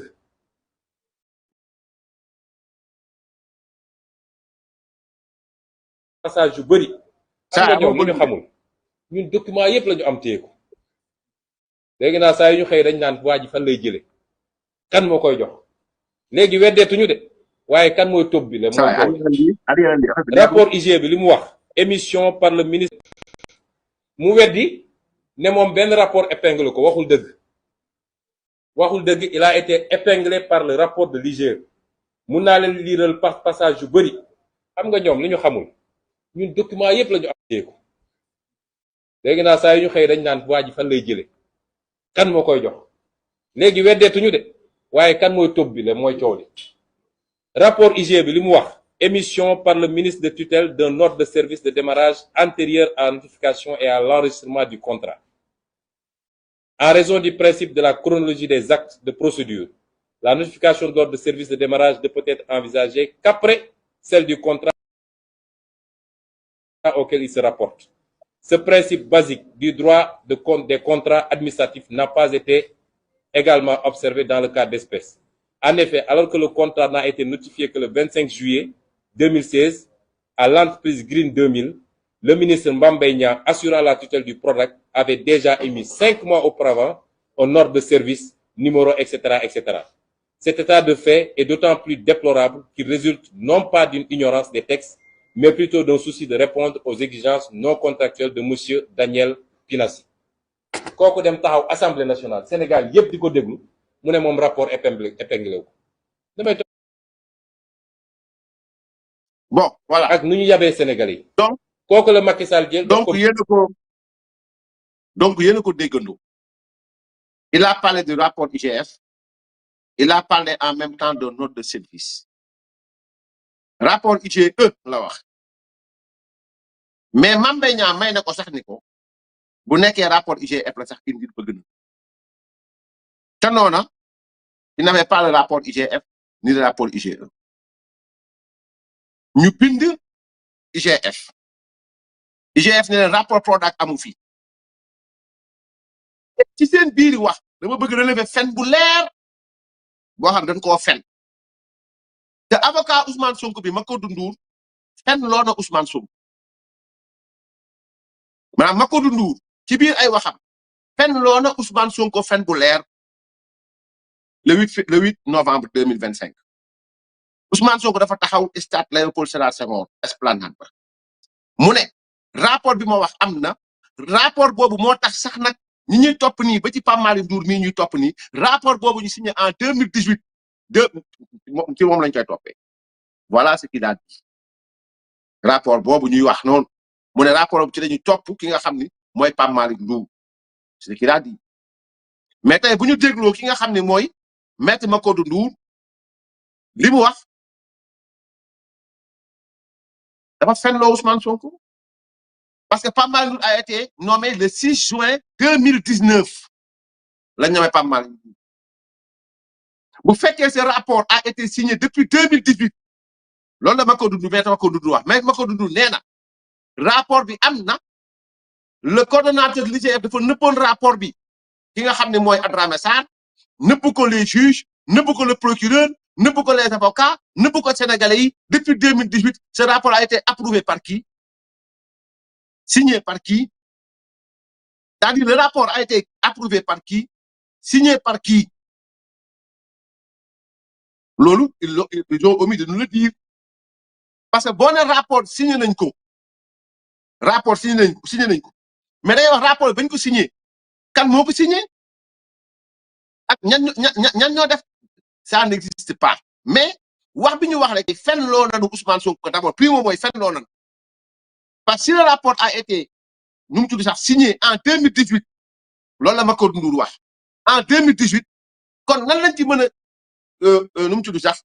joxeñee baaraamu tuuma Pape Malick Ndour bi nga xam dañ ko nommé le 6 juin 2019 war ko ci topp kon loolu xam ngeen ne moom ay waxu naxas xandak la loolu mooy primo. Secondo, il a parlé d'un ordre de mission. Ordre de mission boobu laa bëgg ñu tegandoo ko ñu lire ko Sénégalais yi mën a ordre de service laa bëgg ñu tegandoo ko ñu lire ko ñu mën a comprendre Ousmane Sonko ak ay avocat ci ay caaxaan la nekk. On va y aller ñu lire li nga xamante ni moom mooy ordre de service baa ngi noonu ma encadré li nga xam ne mooy numéro marché bi. xam nga nee na rapport bi dafa wax ni Mame Mbaye Niang dafa signé ordre de service bien avant nangam sangam ordre de service ba numéro marché baa ngi ne T 1962/15 numéro marché bu amee daf fekk ne xanaa DCMP am na ko ARD am na ko CRD bi dimanche am nañ ko jaar na fi mu war a jaar ba pare ba ñu mën a signé ordre de service ñu signé ko benn ñaareel bi mooy ordre de service bii du élément nouveau parce que Birahim Seck si vous vous souvenez bi affaire bi amee Mame Mbaye Niang topp Ousmane Sonko mais ordre de service mi ngi woon ci internet bi mi ngi ci livre Birahim Seck ñoom ñu ne woon jël nañ Seck def jox ko ñi nga xam ne avocat Ousmane Sonko pour doobu si seen dossier ñoom donc cet élément là n'est pas un élément nouveau élément la bu amoon fii boo xam ni largement contesté ordre de service bii bu fekkee ci lañ sukkandiku pour war a mën a wax ni élément nouveau am na mooy doon ngeen seen loxo ci parce que ordre de service bii yàgg na ci biir élément bi yàgg na ci biir dossier bi ça n'a jamais été pris en considération ni par les juges ni par les procureurs ni par ceux-là qui sont motivé par la vérité numéro marché baa ngi noonu ngeen gis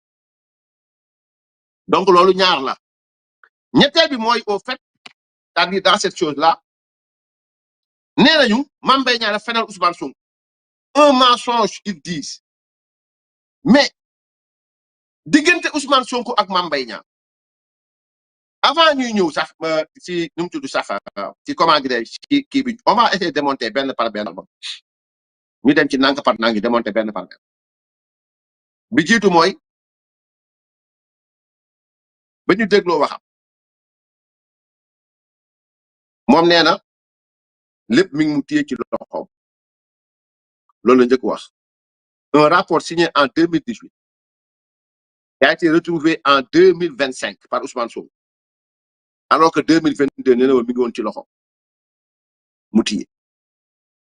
c'est-à-dire dama bëgg ngeen dégg bu baax di dama ne moom ñoom avocat yi nee nañ rapport bi 2018 dañ ko signé mu feeñ 2025 ñu ne kon rapport caché la banditisme d'état nangam sangam alors qu'en 2022 Ousmane Sonko lii la wax dégluwaat leen ko saa ñëw ci vidéo bi 2022 la wax ci ñu déglu ko. mu weddi ne moom benn rapport épinglé ko waxul dëgg il a été épinglé par le rapport de l'IGE mun naa leen liiral passage yu bëri xam nga ñoom li ñu xamul ñun document yépp la ñu am téye ko léegi naa saa yu ñu xëy dañ naan waa ji fan lay jële merci toute l'accusation s'est basée sur ça accusation bi yëpp diffamation kon moo tax élément nouveau mënta am il a dit clairement que moom yor na moment bi muy wax nii en 2022 yor na rapport bu épinglé Mame Mbaye Niang téye na ko bi mu demee dik on lui a posé rapport bi nga wax téye nga ko anabu génne ko mu ne waxuma dama juum ci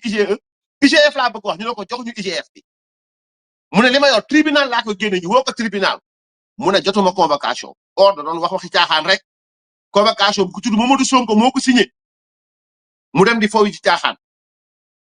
ñu dem tout le parcours bi ñu def Ousmane Sonko la mu waxoon téye na ko ci loxoom te mu waral Mame Mbaye Niang ne ko li nga téye ci loxoom war sa loxo wan ma ko ñu génn ñu ne rapport internet lañ ko lire Mame Mbaye juge bi ne gaa ñu leen jox baax na jox leen ñu ko ñu ne non buñ ko joxee Ousmane Sonko dañ koy téye parce que confidentiel y a rien de confidentiel absolument rien du tout doon wax rek bi gën a garaaw nag mooy il nous parle de l'IGF yal na Sénégalais yi xam ne taxaw jàkkaarloo Cour suprême sur la recevabilité d'un élément nouveau den wax ni c'est l'IGF qui a épinglé un ministre de la République Cour suprême dala war a non seulement sax seen nu mu tudd sax seen fi ngeen di liggéeyee ñu formé waat leen mais day war a dalawaat fac droit ngeen dem jàngiwaat l'IGF n'a pas la prérogative d'écouter un ministre de la République war koo mën a épingler ki ngay épingler mooy da nga koy déglu ki ngay épingler mooy da nga koy saytu dama bëgg ngeen déglu ma wax leen lan mooy ay prérogative IGF mooy lan. L'inspection générale des finances est chargée de vérifier l'utilisation des crédits publics et la régularité des opérations des administrateurs, des ordonnateurs, de tout comptable public de deniers et matières, des régisseurs et des billetteurs. Mame Mbaye Niang du ordonnateur dépenses dans le cadre du Prodac. Mame Mbaye Niang yoru woon dara ci Prodac. Prodac c'était géré par le ministère des Finances. Li indi IGF mu ñëw di vérifier Prodac, c'est parce que tout simplement tout ce qui est aspect financier ça a été géré par li nga xamante moom mooy le ministère des Finances. moo tax waa IGF am maqaama ñëw ci biir Prodac ñoo di ko saytu mais dugguñu bureau Mame Mbaye Niang ki ngay épinglé di def ci moom rapport day fekk ne mën nga toog nga déglu ko mën nga génn ci moom rapport l'IGF n'a pas vocation à produire un rapport sur Mame Mbaye Niang kon mënu ko épingler benn ñaareel mooy de contrôler dans tous les services relevant du département. Quel département? C'est un département ministériel. Ban ministère? Des Finances. Kon du ministère nu mu tudd sax de la jeunesse du Mame Mbaye Niang kon beneen mission IGF mooy de contrôler dans tous les services relevant du département l'observation des lois, ordonnances, règlements et institutions qui enregistrent le fonctionnement administratif, financier et comptable. Loolu ci rôle lu IGF la bokk. Troisièmement, de contrôler la qualité de l'organisation des services ainsi que leur efficacité. nu ñuy tëggee service yi lan la ñuy liggéey lu am solo loolu mooy ñetteel bi. ñeenteel bi de contrôler dans les services publics entreprises du secteur parapublic et personnes morales de droit privé bénéficiant du concours financier de la puissance publique l'application des lois et règlements qui enregistrent le fonctionnement financier et comptable kon ba léegi dugagul ci affaire déglu ay ministre beneen bi mooy de vérifier l'utilisation des crédits du ministère de la jeunesse mooy crédit non Prodac mooy ay crédits donc Mame Mbaye Niang ministère ba ce n'était que le ministère de tutelle li mu yor mooy l'aspect bi nga xamante ni administratif l'aspect financier était géré par ki nga xamante ni moom mooy le ministère des finances moo tax mu am maqaama di xool di gëstu grosso modo kenn ku nekk mën na dem mu xool ji ne bu fekkee ni en matière de diffamation nee nga IGF war na mën a épingler Mame Mbaye Niang c'est une erreur monumentale ñett donc leeral naa leen ni 2018 le Ousmane Sonko la maître Macodou Ndour wax ni ci la ñu def rapport Prodac bi signé ko approuvé donc ñoom mu wax ko 2022 mu feeñ 2025 2022 mu ne mi ngi ci loxoom mu téye 2025 lañ koy doon a jox moom kon lañ doon nëbb moom mu yor ko téléphone am naan gars yi xaw ma kan mooy topp bi mais c'était facile mu joxe ko c'était très facile mu joxe ko mais quand il s'agit de Ousmane Sonko tout ce qu'il peut débiter comme ay contre-vérité c'est acceptable voilà maintenant beneen bi mooy Sonko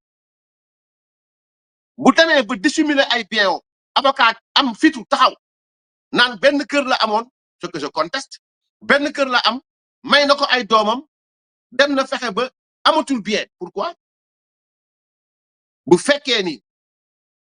li muy wax moom jàpp na ni am na bu fekkee ni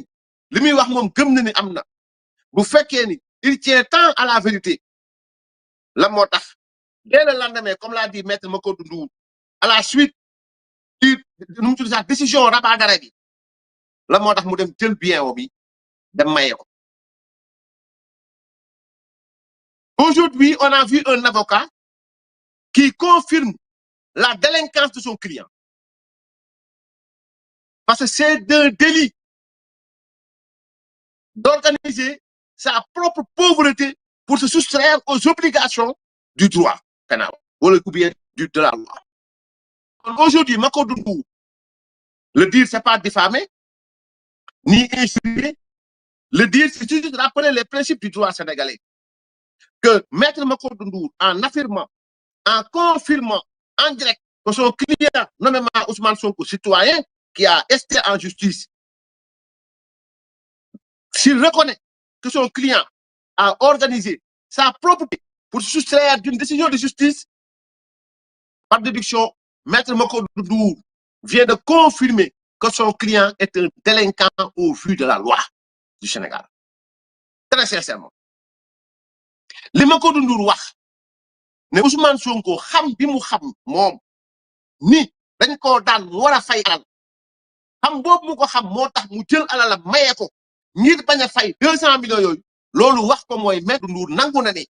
client am délinquant aux yeux de la loi ñu topp ko maanaam délit la ñu ñàkk koo topp délit la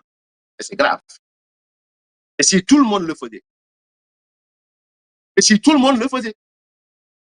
si Madiambal Diagne aujourd'hui qui n'est même pas condamné sax et si Farba Ngom et si tant d'autres qui ont été condamnés organiser eux-mêmes leur propre pauvreté pour soustraire aux actions de la justice ma foi ce pays bopp lay mujj doxe mais seen client ñoom ñoo nangu du samay wax le dire du diffamation dara seen client moo waxal waxu boppam avocat ñëw confirmer que ni seen client moo organisé pauvreté ngir bañ a fay alal donc loolu def ko rek mooy soupçonné. C'est comme dans une enquête criminelle. Lorsque un mari meurt, après avoir signé ben genre, nous tout ça, voilà, ben genre, assurance, ay bien, nangam sangam ne, suma fi jógee nangam sangam ak kii affaire jàppal baay. Bon, bu dee amee jëkkër ji dee lii njëkk laaj jabar ji la. Bu fekkee ne am na lu jëkkër teg ci boppam na su ma dee sama jabar ko mu bu fekkee jëkkër ji dee lii njëkk laaj mooy boo demee ci banque bi di laaj lan la fa sama jëkkër bàyyi liy jëkk def mooy yaay premier suspect. Donc le seul fait que Ousmane Sonko organisé lii avocat am tontu ko wax ce qui veut dire que ñoom seen bopp xam nañ ne donc seen client bi jublu parce que lii du yëfu njub parce que wax dëgg moom bu fekkee téye nga dëgg yoon jarul woon def très sincèrement loolu mooy beneen bi nga xam ne relevé nañ ko seeni kàddu mooy on nous a dit que lii du affaire u élection Ousmane du ko bokk élection seen affaire la njuuma yi taxawoon ci kaaw Adji Sarr même njuuma yi taxawoon ci kaaw Mame Mbaye Niang même njuuma yooyu ñoo taxaw di leen wax les mêmes discours ñun suñu yoon newu ci na nekk candidat woo du nekk candidat woo man Bah Diakhaté mon chemin n'est pas dedans très sincèrement mais li ma la am mooy ils disent que ni du affaire u sax nag affaire u candidature yooyu mais Sonko veut rétablir sa dignité sama gars yi diggante un premier ministre accusé de faits aussi graves que le viol ou la corruption de la jeunesse, diffamation. J'aurais choisi volontiers de clarifier le viol et la corruption de la jeunesse. Très sincèrement. dama ne wax bu topee yàqataan tuumaal la topp doomu jàmbur bu matagul nga toppee ko di ko tëddee ba mu fuuti waxuma ak moom de dama ne damay joxe exemple dama ne bu fekkee ni da nga am ñaar benn bàyyi ngi nii ñu tuumaal ko ci pinc mi ne ko yàqataan daal la nga toppee woon fii ba daan la wala sax ñu dem ba ci biir ñu ne da ngaa jël doomu jàmbur bu am moins de 18 ans topp ko tëddee ko ba mu fuuti tàmmal ko alal ak ay yëfi saay-saay ak da ngaa wax ci doomu aadama loo xam du dëgg ñaar yooyu dignité boo ci relevé mooy yàqataan bi moom foog mu leer et voilà que du coup Ousmane a délibérément l'affaire diffamation pour sauver la dignité et l'honneur de Ousmane Sonko tout en laissant à côté l'affaire Sweet Beauty qui est 1000 fois plus grave du point de vue moral ci koo xam da nga war a jéem a yóotu pour diriger réew mi yóotu pour diriger réew mi ci probité morale ci sax nag bu dul diriger réew ci mag mu toll nii nekk kilifa nekk koo xam ñëpp am ci yow yaakaar yéen ngeen waxal ko seen bopp adduna bi c'est un panafricaniste c'est loolu c'est selon vous c'est un gars boo xam ni doon na ubbi boulevard c'est selon vous mais yéen a ko wax mais jàpp naa ne ku tonn noonu am dignité boo xam ne na tonn noonu wax dëgg yàlla su ma tagalee ñaar diggante diffamation ak corruption de la jeunesse j'aurais choisi volontiers de nous dire ou bien de dire au peuple que le plus grand complot nekkul diffamation Ousmane Sonko waxuñu woon loolu Maître Clédor Ciré Ly le texte que vous avez lu bien que c'est très beau en littérature très beau je me porterai vraiment garant wala volontiers me tirer le ko sax mu nekk réquisitoire d'un avocat éperdu mais loolu c'est-à-dire que tey jii nga toog naan ay dignité ak honneur moi je pense personnellement que le premier complot bi ñu Ousmane Sonko waxoon il s'agissait du complot de Sweet Beauty rien ne vous retient rien absolument rien du tout ne vous retient ngeen ñëwaat ci loolu ñu delluwaat ci li nga xam ne mooy réquisitoire bi nga xam ne moom la juge d'instruction bi defoon je pense que cet honneur vaut 1000 fois mieux que affaire de diffamation ak nangam sànq 1000 fois mais ci ay tapale ngeen nekk ci ay gartombe ngeen nekk zigla ay mag nag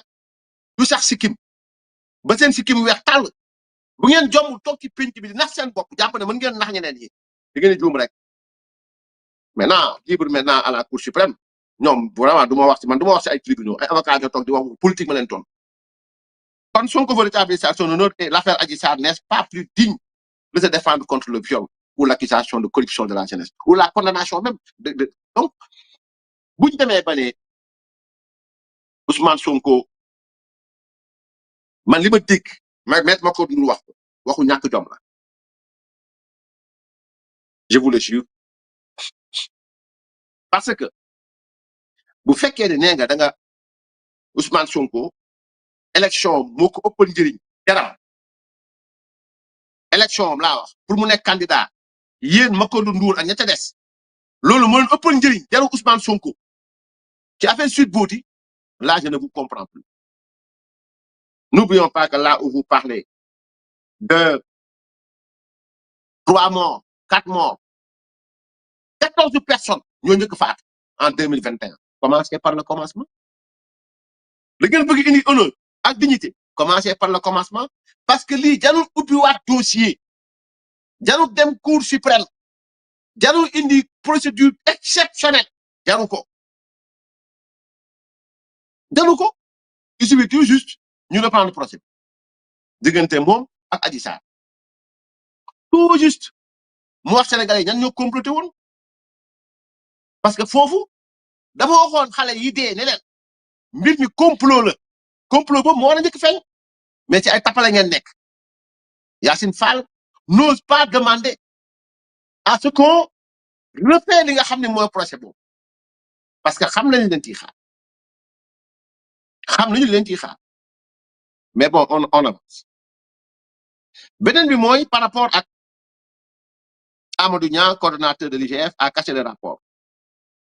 Sonko l'a retrouvé alors que xam nga wax naa ko may tàmbali ñeneen Amadou Niang moo nëbb Amadou Niang mooy coordonnateur IGF moo nëbb rapport bi rapport ban rapport IGF neen da koo nëbb et j'ose croire que Amadou Niang aura son droit de réponse parce que le voilà ñu crucifié ko sur l'autel du populisme je pense que il aura les éléments de réponse pour dire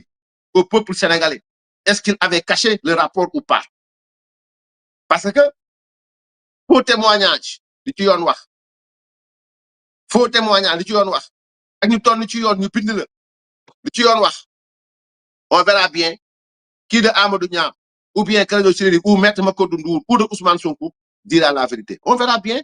en tout cas la Cour suprême du da ngeen ñëw rek bind ko noonu rek mu ñëw rek ne uppi naa dossier déedéet y aura une commission de révision boobu dañu woo Amadou Niang du noonu ni ñu ko waxee nii du noonu lay demee de comme Maître Makodou Ndour dalal xelam bay bëgg a dee mel ni ku julli ñaar raak ak sukuraat xam nga sukuraat moom yàlla may na nga julli ñaar raak tàmbali sukuraat moom mën na am yaakaar yéen au fait la loi organique sur la Cour suprême dafa ne effectivement li ñu wax dëgg la seen article 93 yooyu ba jëm suuf 92 ba jëm suuf te Yacine Fall am na droit laaj la Cour suprême mu uppiwaat benn dossier oui am na droit bi mais est-ce que c'est parce que laaj na ko rek Cour suprême da koy def non c'est pas parce que le procureur général mi ngi fa procureur général ci Yacine Fall la bokk maanaam le procureur général ci Yacine Fall la bokk Yacine Fall bokk ci ministère ban primature mooy ki nga xam ne moo am problème jamono ji Cour suprême président Cour suprême moo yónni benn nit foofu mu dem toogal ko c'est pas parce que président Cour suprême yónni na ko fa que la chambre les chambres réunies dañuy non juum ngeen ça ne passe pas comme ça mais on a l'habitude y aura une commission boo xam ni si affaire bi am na une commission de révision boo xam ni daañu laaj Amadou Niang ne ko est-ce que da nga nëbboon rapport ou pas ce sera facile numéro rapport yi référence yi parce que ñoom li ñu xamul mooy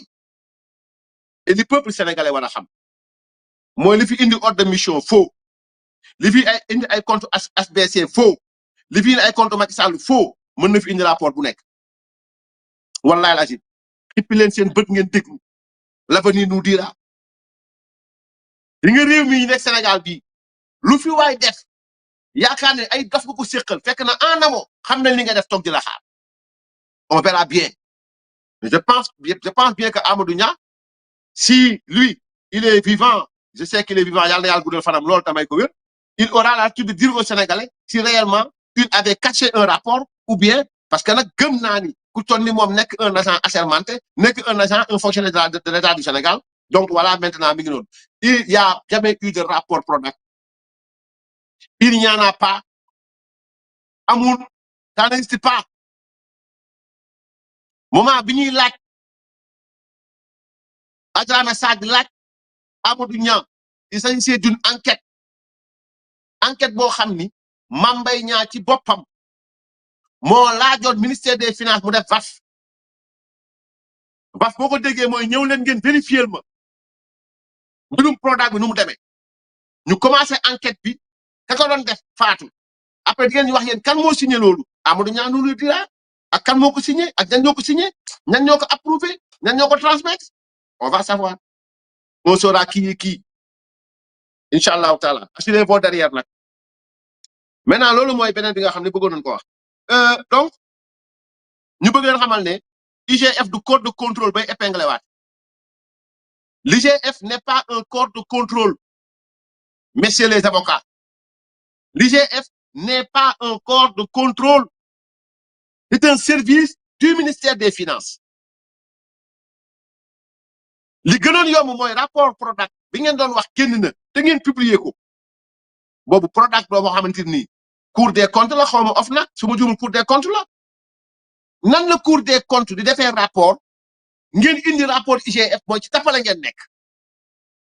parce que Cour des comptes moo war a déglu Mame Mbaye Niang déglu na Mame Mbaye Niang te Cour des comptes am na toutes les prérogatives légales et utiles légales et disponibles yu ko yoon may ni ma leen liire nii bu ngeen neexee ngeen dem liire noonu Cour des comptes ay bindam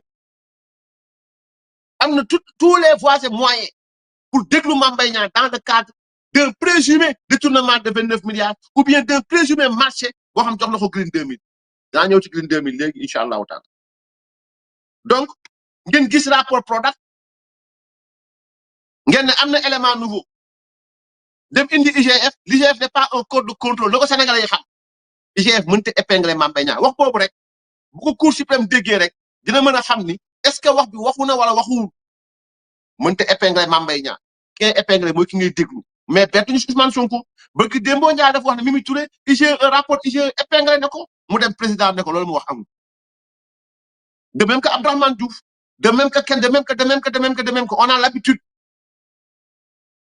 mais cette fois-ci comme il s'agit de 200 millions yoo xam ne leer nañ ci ñëw nañ ci ñëwaat ci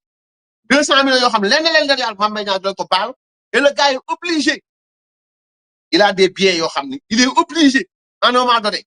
mu xam Sénégalais dañ ko xam et on verra bien donc ils disent que fen bii ñu fen teg ko ci kaw Ousmane Sonko xañ na ko nekk candidat mais xañ na ay millions de Sénégalais ñu nekk candidat donc préjudice la boo xam ne Mame Mbaye Niang mooy responsable en quoi Mame Mbaye Niang këram la toog lijjantiwul Ousmane Sonko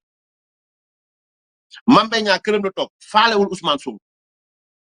Mame Mbaye Niang la mu doon wax mi ngi koy wax ak ñoom Guy Marius Sagna biir Assemblée nationale kenn fayul Sonko kenn sexalu ko bekk suukar kenn neexalu ko moo toog accusé nit yi ngeen tuddee ne ki mu accusé amul droit dem ci yoon le fait que mu dem ci yoon préjudice la ak Mame Mbaye Niang dañ ko war a dem non mais à entendre ces avocats man damay laaj ban ñun si ban code pénal lañ nekk ak ci ban code de procédure pénale nekk admettons même si supposition même si aujourd'hui justice def na erreur même si laa wax justice defoon na erreur laa wax de lu Mame Mbaye Niang di fay Ousmane Sonko xanaa état bu Sénégal kay moo koy fay nee na ñoom encore dem pour dénonciation calomnieuse qui a dénoncé qui Mame Mbaye Niang n'a pas dénoncé Ousmane Sonko Mame Mbaye Niang waxu ci wax Ousmane Sonko da ko ne da nga maa waxal nañ dem ci yoon nga wax ma li nga ma waxal foo ko teg point mu dem yoon ne ko li nga ma waxal donc yoon ne ko li nga waxal waa ji amoo foo ko teg daan naa la en quoi Mame Mbaye Niang pourrait-il être responsable ci nan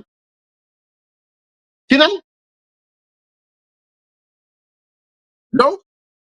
loolu aussi jar nañu leer na ko seen wax bi donc dire que Mame Mbaye Niang dafa def dénonciation calomnieuse dire que Mame Mbaye Niang dafa fenal Ousmane Sonko ci nan la Mame Mbaye Niang fenalee Ousmane Sonko ci nan donc loolu aussi lu jar a relever la ci li nga xam ni mooy teyaat naxa sa xandak bi nga xam ni donc mi ngi noonu donc beneen bi mooy sans le vouloir ils ont tergiversé sur la loi d'amnistie dem nañu ba joxe ñoom li nga xam ne moom mooy seeni gis-gis tànn ci article bu leen neex ne waaw nu mu tudd sax après Ousmane Sonko dina dem ci yoon pourquoi parce que loi d'amnistie bi nee na même bu fekkoon ni mais Maître Macodou Ndour a été très clair bu muy commencé il a été très clair c'était à la 35e minute 38 secondes et il dit que et malheureusement pour les Sénégalais ne 2 mois lañ ko tëjoon mais fexe nañ ba yóbbu ko 6 mois parce que bu nekkoon moins de 6 mois day nekk candidat 3 mois suffisait largement 3 mois au vu du code électoral 3 mois suffisait mooy article L30 ba mais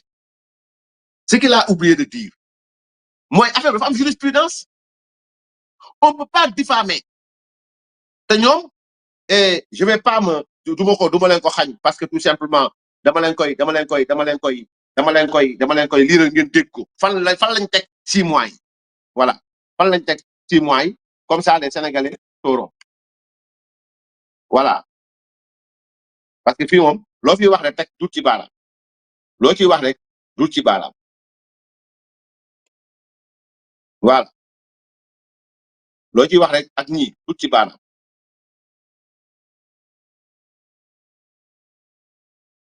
diffamation ñetti façon la diffamation ñetti façon la ñu dem ci article 298 bi diffamation ñetti façon la dafa am diffamation boo xam ni yaa ngi koy def diggante nit ordinaire ak nit ordinaire am diffamation boo xam ni yaa ngi koy def ci cours et tribunaux yi am diffamation boo xam ni yaa ngi koy def ci benn ci membre gouvernement bi wala benn ci membre parlement et cetera et cetera diffamation du benn bu nekk aussi dafa am gaamam ci le procureur Sankani yow liñ la téye diffamation boo xam Mame Mbaye Niang au moment où Ousmane Sonko l'accusé comme ni ngeen di waxee outrage à une personne exerçant en tout ou partie des prérogatives du président de la République ou bien outrage au premier ministre ou bien outrage nangam sangam noonu la yoon prévoir ni ku diffamer un membre du gouvernement nga diffamer ko li gën a ndaw ba ndaw mooy li nga war a tëj mooy ñeenti weer jëm kaw ñeenti weer ba jëm ay at jëm kaw su ma jëm ñeenti weer loxoom ñetti weer donc ñaari weer mënu fa woon am benn ñaari aussi dafa am li nga xam ni moom mooy jurisprudence niñ fa tëjoon ñëpp ci cas bi noonu 6 mois la ñu tëj kon mënuñu woon ñëw parce que c'est Ousmane Sonko di ko tëj 2 mois loolu mënut a nekk moo tax procureur def appel Mame Mbaye Niang naa ba fay am ci liñ condamné waat donc loolu yelloon na pour ñu xam ko pour mu clair beneen bi mooy donc wax naa ci waxu Adji Sarr donc beneen bi mooy Ousmane Sonko nee na Maître Clédor Ciré Ly nous a parlé d'honneur et en parlant de Mame Mbaye Niang il a dit qu'il a fui le pays lui-même comment dirais-je Maître Clédor Ciré Ly lorsqu'un client avait fui son procès face à une gamine de 21 ans c'est lui-même qui suppliait la cour moom Maître Clédor Ciré Ly bi avocat bi demee ba Ziguinchor barricade wu ay nit di faatu ñu def ay bunker ci biir Ziguinchor moom Clédor Ciré Ly moo sukkoon ay oomam di ñaan justice su ma nee sukk si ay oom c'est pas sukku na mais dama ne doon ñaan doon saraxu ñi nga xamante ñooy tribunal pour ñu may ko mu dem jëli ji waa ji ku daw moom Clédor Ciré Ly en parlant d'honneur et de dignité son client avait fui benn gamine bu 21 ans moom muy ñaan pour ñu may ko mu dem jëli ji waa ji am na wala amul loolu fii la ñu fekk di loolu démb la et parlant aussi d'honneur mais qu'est-ce qui est plus honteux qu'un père de famille figure politique député qui laissant épouse et enfant en plein couvre-feu pour se rendre à une maison close et ensuite crier au complot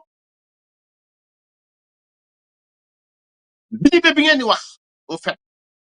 honneur bi ngeen di wax c'est le même entendement bi ñuy am ci waa Pastef ak képp kuréel moo la seen ci comment ils ont l'art de galvauder les termes martyr résistance benn terme bu nekk ñoom am na ñu koy galvauder mais j'aurais aimé Maître Clédor Ciré Ly parlant d'honneur parlant de réputation parlant de nangam amul benn jàkk wala juma wala église amul benn assemblée bu ay góor di toog ñu nangu njiit toog fa xale bu ndaw ci pénc mi jóg ne da nga bàyyi sa kër bàyyi fa ay soxna bàyyi fa ay doom bàyyi fa parti politique dox guddi sol capuchon dugg ci biir bërëb boo xam ne ay xale yu ndaw ñoo fa nekk di nettali seen ne yàlla bindee nu mu mel parlant d'honneur j'aurais aimé qu'on mette le curseur sur là où l'honneur et la dignité ont été réellement atteints. C'est pas un regroupement d'avocats yoo xam ni politicard qui vont nous faire avaler la pilule de dignité et d'honneur. J'ose croire que Sénégalais, il est dégoût. Ces millions dont vous dites avoir été, qui ont été lésés dans le droit de voter, ces millions attendent de Ousmane Sonko. Parlant d'honneur et de dignité. Et par rapport à l'honneur et la dignité, à la probité morale, au lieu de nous parler du procès, Adji Sarr, Ousmane Sonko, vous nous parlez de Aïkhoma Nangam Sangam. Ce qu'on appelle de la lâcheté intellectuelle. Donc, ils ont accusé aussi l'administration de conspiration et d'association de malfaiteurs. Voilà que leurs clients, Guinée ont accusé toute l'administration de falsificateurs de chiffres. Voilà que les avocats accusent à leur tour toute l'administration, justice comme administration Nangam Sangam, de comploteurs, de conspirateurs, d'association de malfaiteurs. C'est de l'indiscipline notoire et caractérisée. Et le bâtonnier l'a entendu. Voilà des avocats qui se mettent là, qui accusent. De Koulenton, il y a des plaintes. Et ils ont là, donc, ils ont la manière d'accuser tout le monde. De fankat, de satch, de comploteurs, de conspirateurs, de Nangam Sangam. Et c'est malheureux. Mais, ay magam djem buñ togué di wax war nañ solané amna ay xalé yu leen dégg. On est dans une république. Donc ñu né aussi avec maître Clédor Ciré dañ ko gazé. Loolu waroon ngeen ko rusa wax sax. Waroon ngeen ko rusa wax. Quelqu'un qui a été gazé, qui a quitté l'aéroport Blaise Diagne, si kaw Sibière, wacc ci biir café di naan café. Para dem Mauritanie. Bu fekkee ne moom loolu mooy gazé bi ak dañ ko dóor produit toxique mais bi ngeen faloo yàgg na wax leen ñu lan ngeen jëlee woon expert tox. Arrêtez de manipuler les Sénégalais. Donc nee na Clédor Ciré dañ ko gazé woon ku ñu gazé nga tëdd ñu bind ne Clédor Ciré lii ndem si yàlla ci bindoon ne Clédor Ciré sur son lit de mort. Je me rappelle très bien. Maître Clédor Ciré sur son lit de mort. Ñu am benn clopin. Ñu teg ko ci fauteuil roulant. Dem aéroport photo wu. Mu atterrir Paris. Toog ci café. Di siroté café. Nice. Ma. Wane wuñ fuñ ko yóbboo ci hôpital. Wane fu mu nekk ci ay procédures nangam sangam. Man daal ce qui a changé ci Clédor Ciré aujourd'hui, j'ai vu que c'est pas pour saboter ko de si wàllu santé laa wax j'ai vu que moom dindi na bëñam yëpp loolu daal gis naa ko ci la mauvaise santé c'est par rapport parce que dindi na ay bëñam parce que melu woon nii quand même à part ça rien n'a changé. On a vu le même gars svelte bon par bu cheveux blanc mi ngi noonu beneen bi mooy on a vu tamit Macodou Ndour wax na ci Juan Branco pour ay souverainiste au moment où Olivier Cam il l'a pas dit Juan Branco combattant de nangam sangam Juan Branco liñ ko téyee fee maanaam liñ ko téyee fee du ay combat politique. Arrêtez de berner les Sénégalais liñ ko téyee fële France là du ay combat politique. dafa am dossier yoo xam moo Ousmane Sonko ñoo ko niroole moo am yeneen dossier yoo xam moom ak parquet maanaam moom ak fa mu bokk la baro ba donc benn bi ñu ñàkk téye làmmiñam la ci ay dossier beneen bi ci ay problème jigéen ñaareel lañ ko toppee du affaire du au nom du combat nangam yaa naa pas xanaa bu doon loolu la Marine Le Pen elle a été condamnée 2 fois su ma juumul Marine Le Pen elle a été condamnée sa condamnation daanaka xaw ma sax ndax définitive na am déet Juan Branco n'était pas dans un combat ay principe ak nangam sangam non au non liñ ko téye du loolu mais parlant de nu mu tudd sax Juan Branco xanaa sax maître Macodou Ndour waroon na sóoraale ni y a un gars boo xam ne il est retenu en prison kooku au moins ñu xool lu mu doon combat Ousmane Sonko dem na foofu tudd ko devant le président du Burkina il n'a pas cité le nom de Olivier Kane tudd turam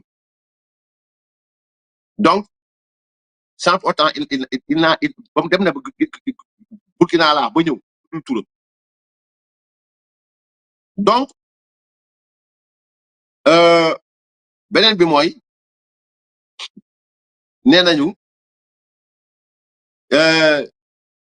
maître Olivier Sour avocat bu Mame Mbaye Niang ñu ne nekkoon na avocat Karim Wade ki ko wax fàtte na ne Clédor Ciré Ly mi ngi ci wetam de maître ma soxna kan la xaw ma fàtte ne Clédor Ciré Ly tamit avocat Karim Wade la woon de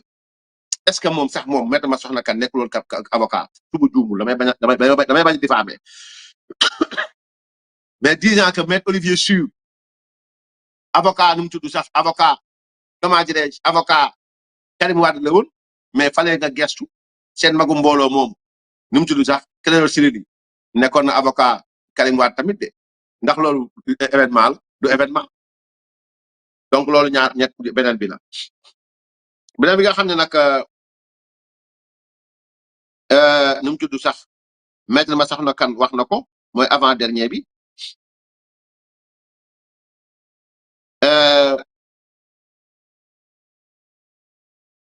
nu mu tudd sax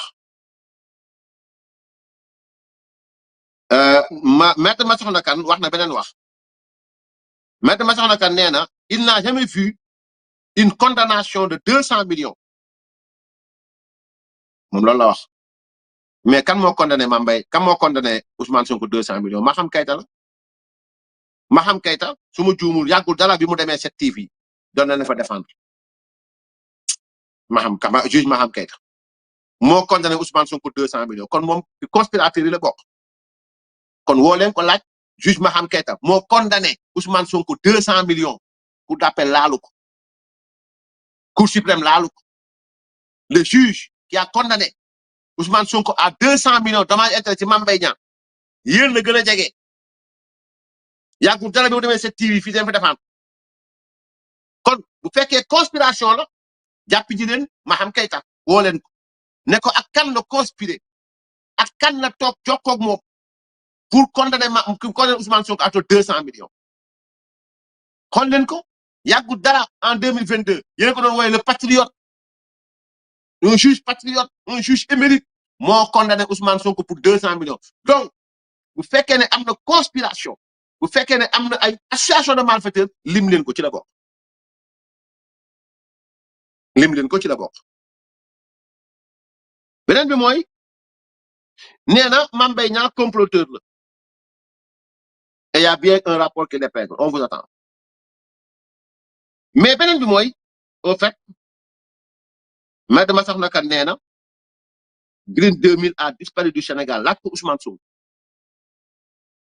demande à Ousmane Sonko si Green 2000 a disparu du Sénégal il les a reçus moom tur bi ngeen di wax noonu damay bañ dugg turu jàmbur laaj leen Ousmane Sonko ndax recevoir na ko waaw wala déet xam nga da ngeen di wax rek mais Ousmane Sonko am na loo xam du leen ko wax Green 2000 laa wax Green 2000 laaj leen Ousmane Sonko ndax recevoir na Green 2000 oui ou non ak tur boobu ngeen di wax laaj leen ko recevoir na ko oui ou non au nom de quoi ci la ko recevoir woon parce que jàpp naa ne waa ji maanaam li mu bëgg ngeen wax ko lay wax mais boo tàggoo Ousmane Sonko doo ko wax waxu Green 2000 laaj leen Sonko ndax recevoir na Green 2000 waaw wala déet il les a reçus il a reçu Green 2000 foofu ci primature boobu laaj leen ko lu mu fa wax ak ñoom laaj leen ko folie demander ay avocat ngeen vous avez besoin de savoir tous les éléments pour bu ngeen demee ëllëg si biir bañ a amati gàcce seen gàcce ngi gëpp a bëri nag penc mu nekk daanoo ngeen ginnaaw ci pencum Sénégal daanoo ngeen fu ne daanoo nu ne projet bu ngeen yëkkati daanu ngeen yéen a ngi ci waa beneen nag naan c'est le projet du siècle maintenant mu nekk le daanu du siècle parce que nag téyewu leen dëgg bu fekkoon téye ngeen dëgg au moins nit ñi mën a wax mais bu demee damay été ci dëgg mosoo nekk ci dëgg xalaatu leen nekk ci dëgg yooyu mais pour plus de dignité nga wax seen client na def defi ji maintenant les tests ADN ginnaaw ba amatul risque kenn di ko jéem a attendez dundam ak nangam, il gère tout, il est devenu premier ministre du Sénégal. Demandez-lui d'aller faire les tests ADN et de nous donner la liste des comploteurs de Sweet Beauty. Demandez-lui, et la Cour suprême, au nom de la justice, mettra le curseur, mettra le cri. Est-ce que l'IGF est un corps de contrôle pouvant épingler un ministre de la République, oui ou non? Si c'est oui, le procès doit être ouvert. Si c'est non, et c'est non, l'IGF n'est pas un corps de contrôle. Donc l'IGF ne peut pas faire un rapport sur un ministre. Mënul nekk. Concernant maintenant li ngeen publier sànq mu jëm ci ordre de service boobu ngeen doon wax du élément nouveau parce que depuis le début wax ngeen ko live ngeen ko wax ngeen ko ci penc mi ne am na élément bu ngeen bees bu ngeen doon dugal mooy livre Brahim Seck ba ak la ca nekkoon ngeen publier ko ñëpp gis ko donc loolu du élément nouveau. C'est pas un élément nouveau. Désolé, ça a toujours existé. Donc yéen si des yëpp nag caricature la ak politique boo xam ne dañ ko bëgg a yëkkati uniquement bon voilà parce que bëgg ngeen sénégalais yi bàyyi leen xel wala bëgg ngeen sénégalais yi bàyyi xel Ousmane Sonko mais dama ne wax ji yëpp li ko waral mooy mbirum candidature bi rek la amul leneen y a pas autre chose. kon di ngeen amaat beneen traite ci kanam ñu defal leen li nga xam mooy diggante procureur général ak nu mu tudd sax Mouhamadou Bamba Amar li nga xamante ni mooy mbirum soft care li nga xamante ni aussi moom mooy revue actualité bi dinañ ko am fii ci kanam nii incha allahu taala. donc lii laa ne woon dinaa ko wax en attendant maintenant yeneen mbir yi bu soobee yàlla développement yi peut-être ay avocat Mame Mbaye Niang dañ wax mais Mame Mbaye Niang ma yëgal leen ni dinaa ko invité fii baatu dëgg bu dul suba di ginnaaw suba mu tontu leen parce que man nag du ma nit kuy faral kuy dellu ginnaaw baal naa ko déplacement dellu ngay déplacé wu dara danaa la sànni connexion nga wax ma tontu ma laaj la nga tontu Sénégalais yi mën a dégg parce que lay du benn paak mais ginnaaw ay avocat ñoo wax yaakaar naa ne say avocat daañu ko daañu leen tontu say avocat bu ñu tontontee ba pare nag mu des politique yi parce que loolu moo ciy des say avocat bu ñu tontoo ba pare mu des politique yi parce que nag mbir mi mbirum politique la donc ay avocat Mame Mbaye Niang daañu wax mais danaa leen wax ni fii naa ko invité fii Mame Mbaye Niang mu tontu avocat yi lan la fas yéene def ak lan la moom Mame Mbaye Niang du wax ay waxam bariwul moom ay jëf lay tontoo da nga ko amel mooni di nga ko fay mooni nga mbam mat amel ko kàcc ci penc mi kàcc bi moom leer na mais avocat Mame Mbaye Niang ils ont l'obligation de sortir pour apporter des éléments de réponse par rapport à tout ce qu'ils ont eu à dire parce que bu ñu bàyyee ñii ñoom ñuy toog di wax na mu meloon jamonoy Sweet Beauty lu ko raw lay mel dañoo mën a manipuler dañoo mën a jaxase dëgg danoo man donc lii mooy li nga xam ni bëggoon naa ko waxtaane ak yéen sant leen bu baax a baax ñi nekk ci YouTube bi yëpp maa ngi sant bu baax di leen gërëm di leen jéggalu nag bëgg naa ci tur jaar tur bu nekk mais baal rek ma jéem rek pour Chine Issa Diallo Aïcha Dem donc bàcc bond Diarra Gueye Harouna Ndiaye Mendy Isidore Seynabou Ani Issa Diallo Harouna Ndiaye donc Lacrouche donc nuyu naa ñëpp donc jaar naa ñëpp ku ma limul aussi maa ngi lay jégalu baax a baax amoon nañu mbégte lool sant leen gërëm leen wasalaamualeykum wa rahmatullahi taala wa barakaatuhu jaa ngeen jëf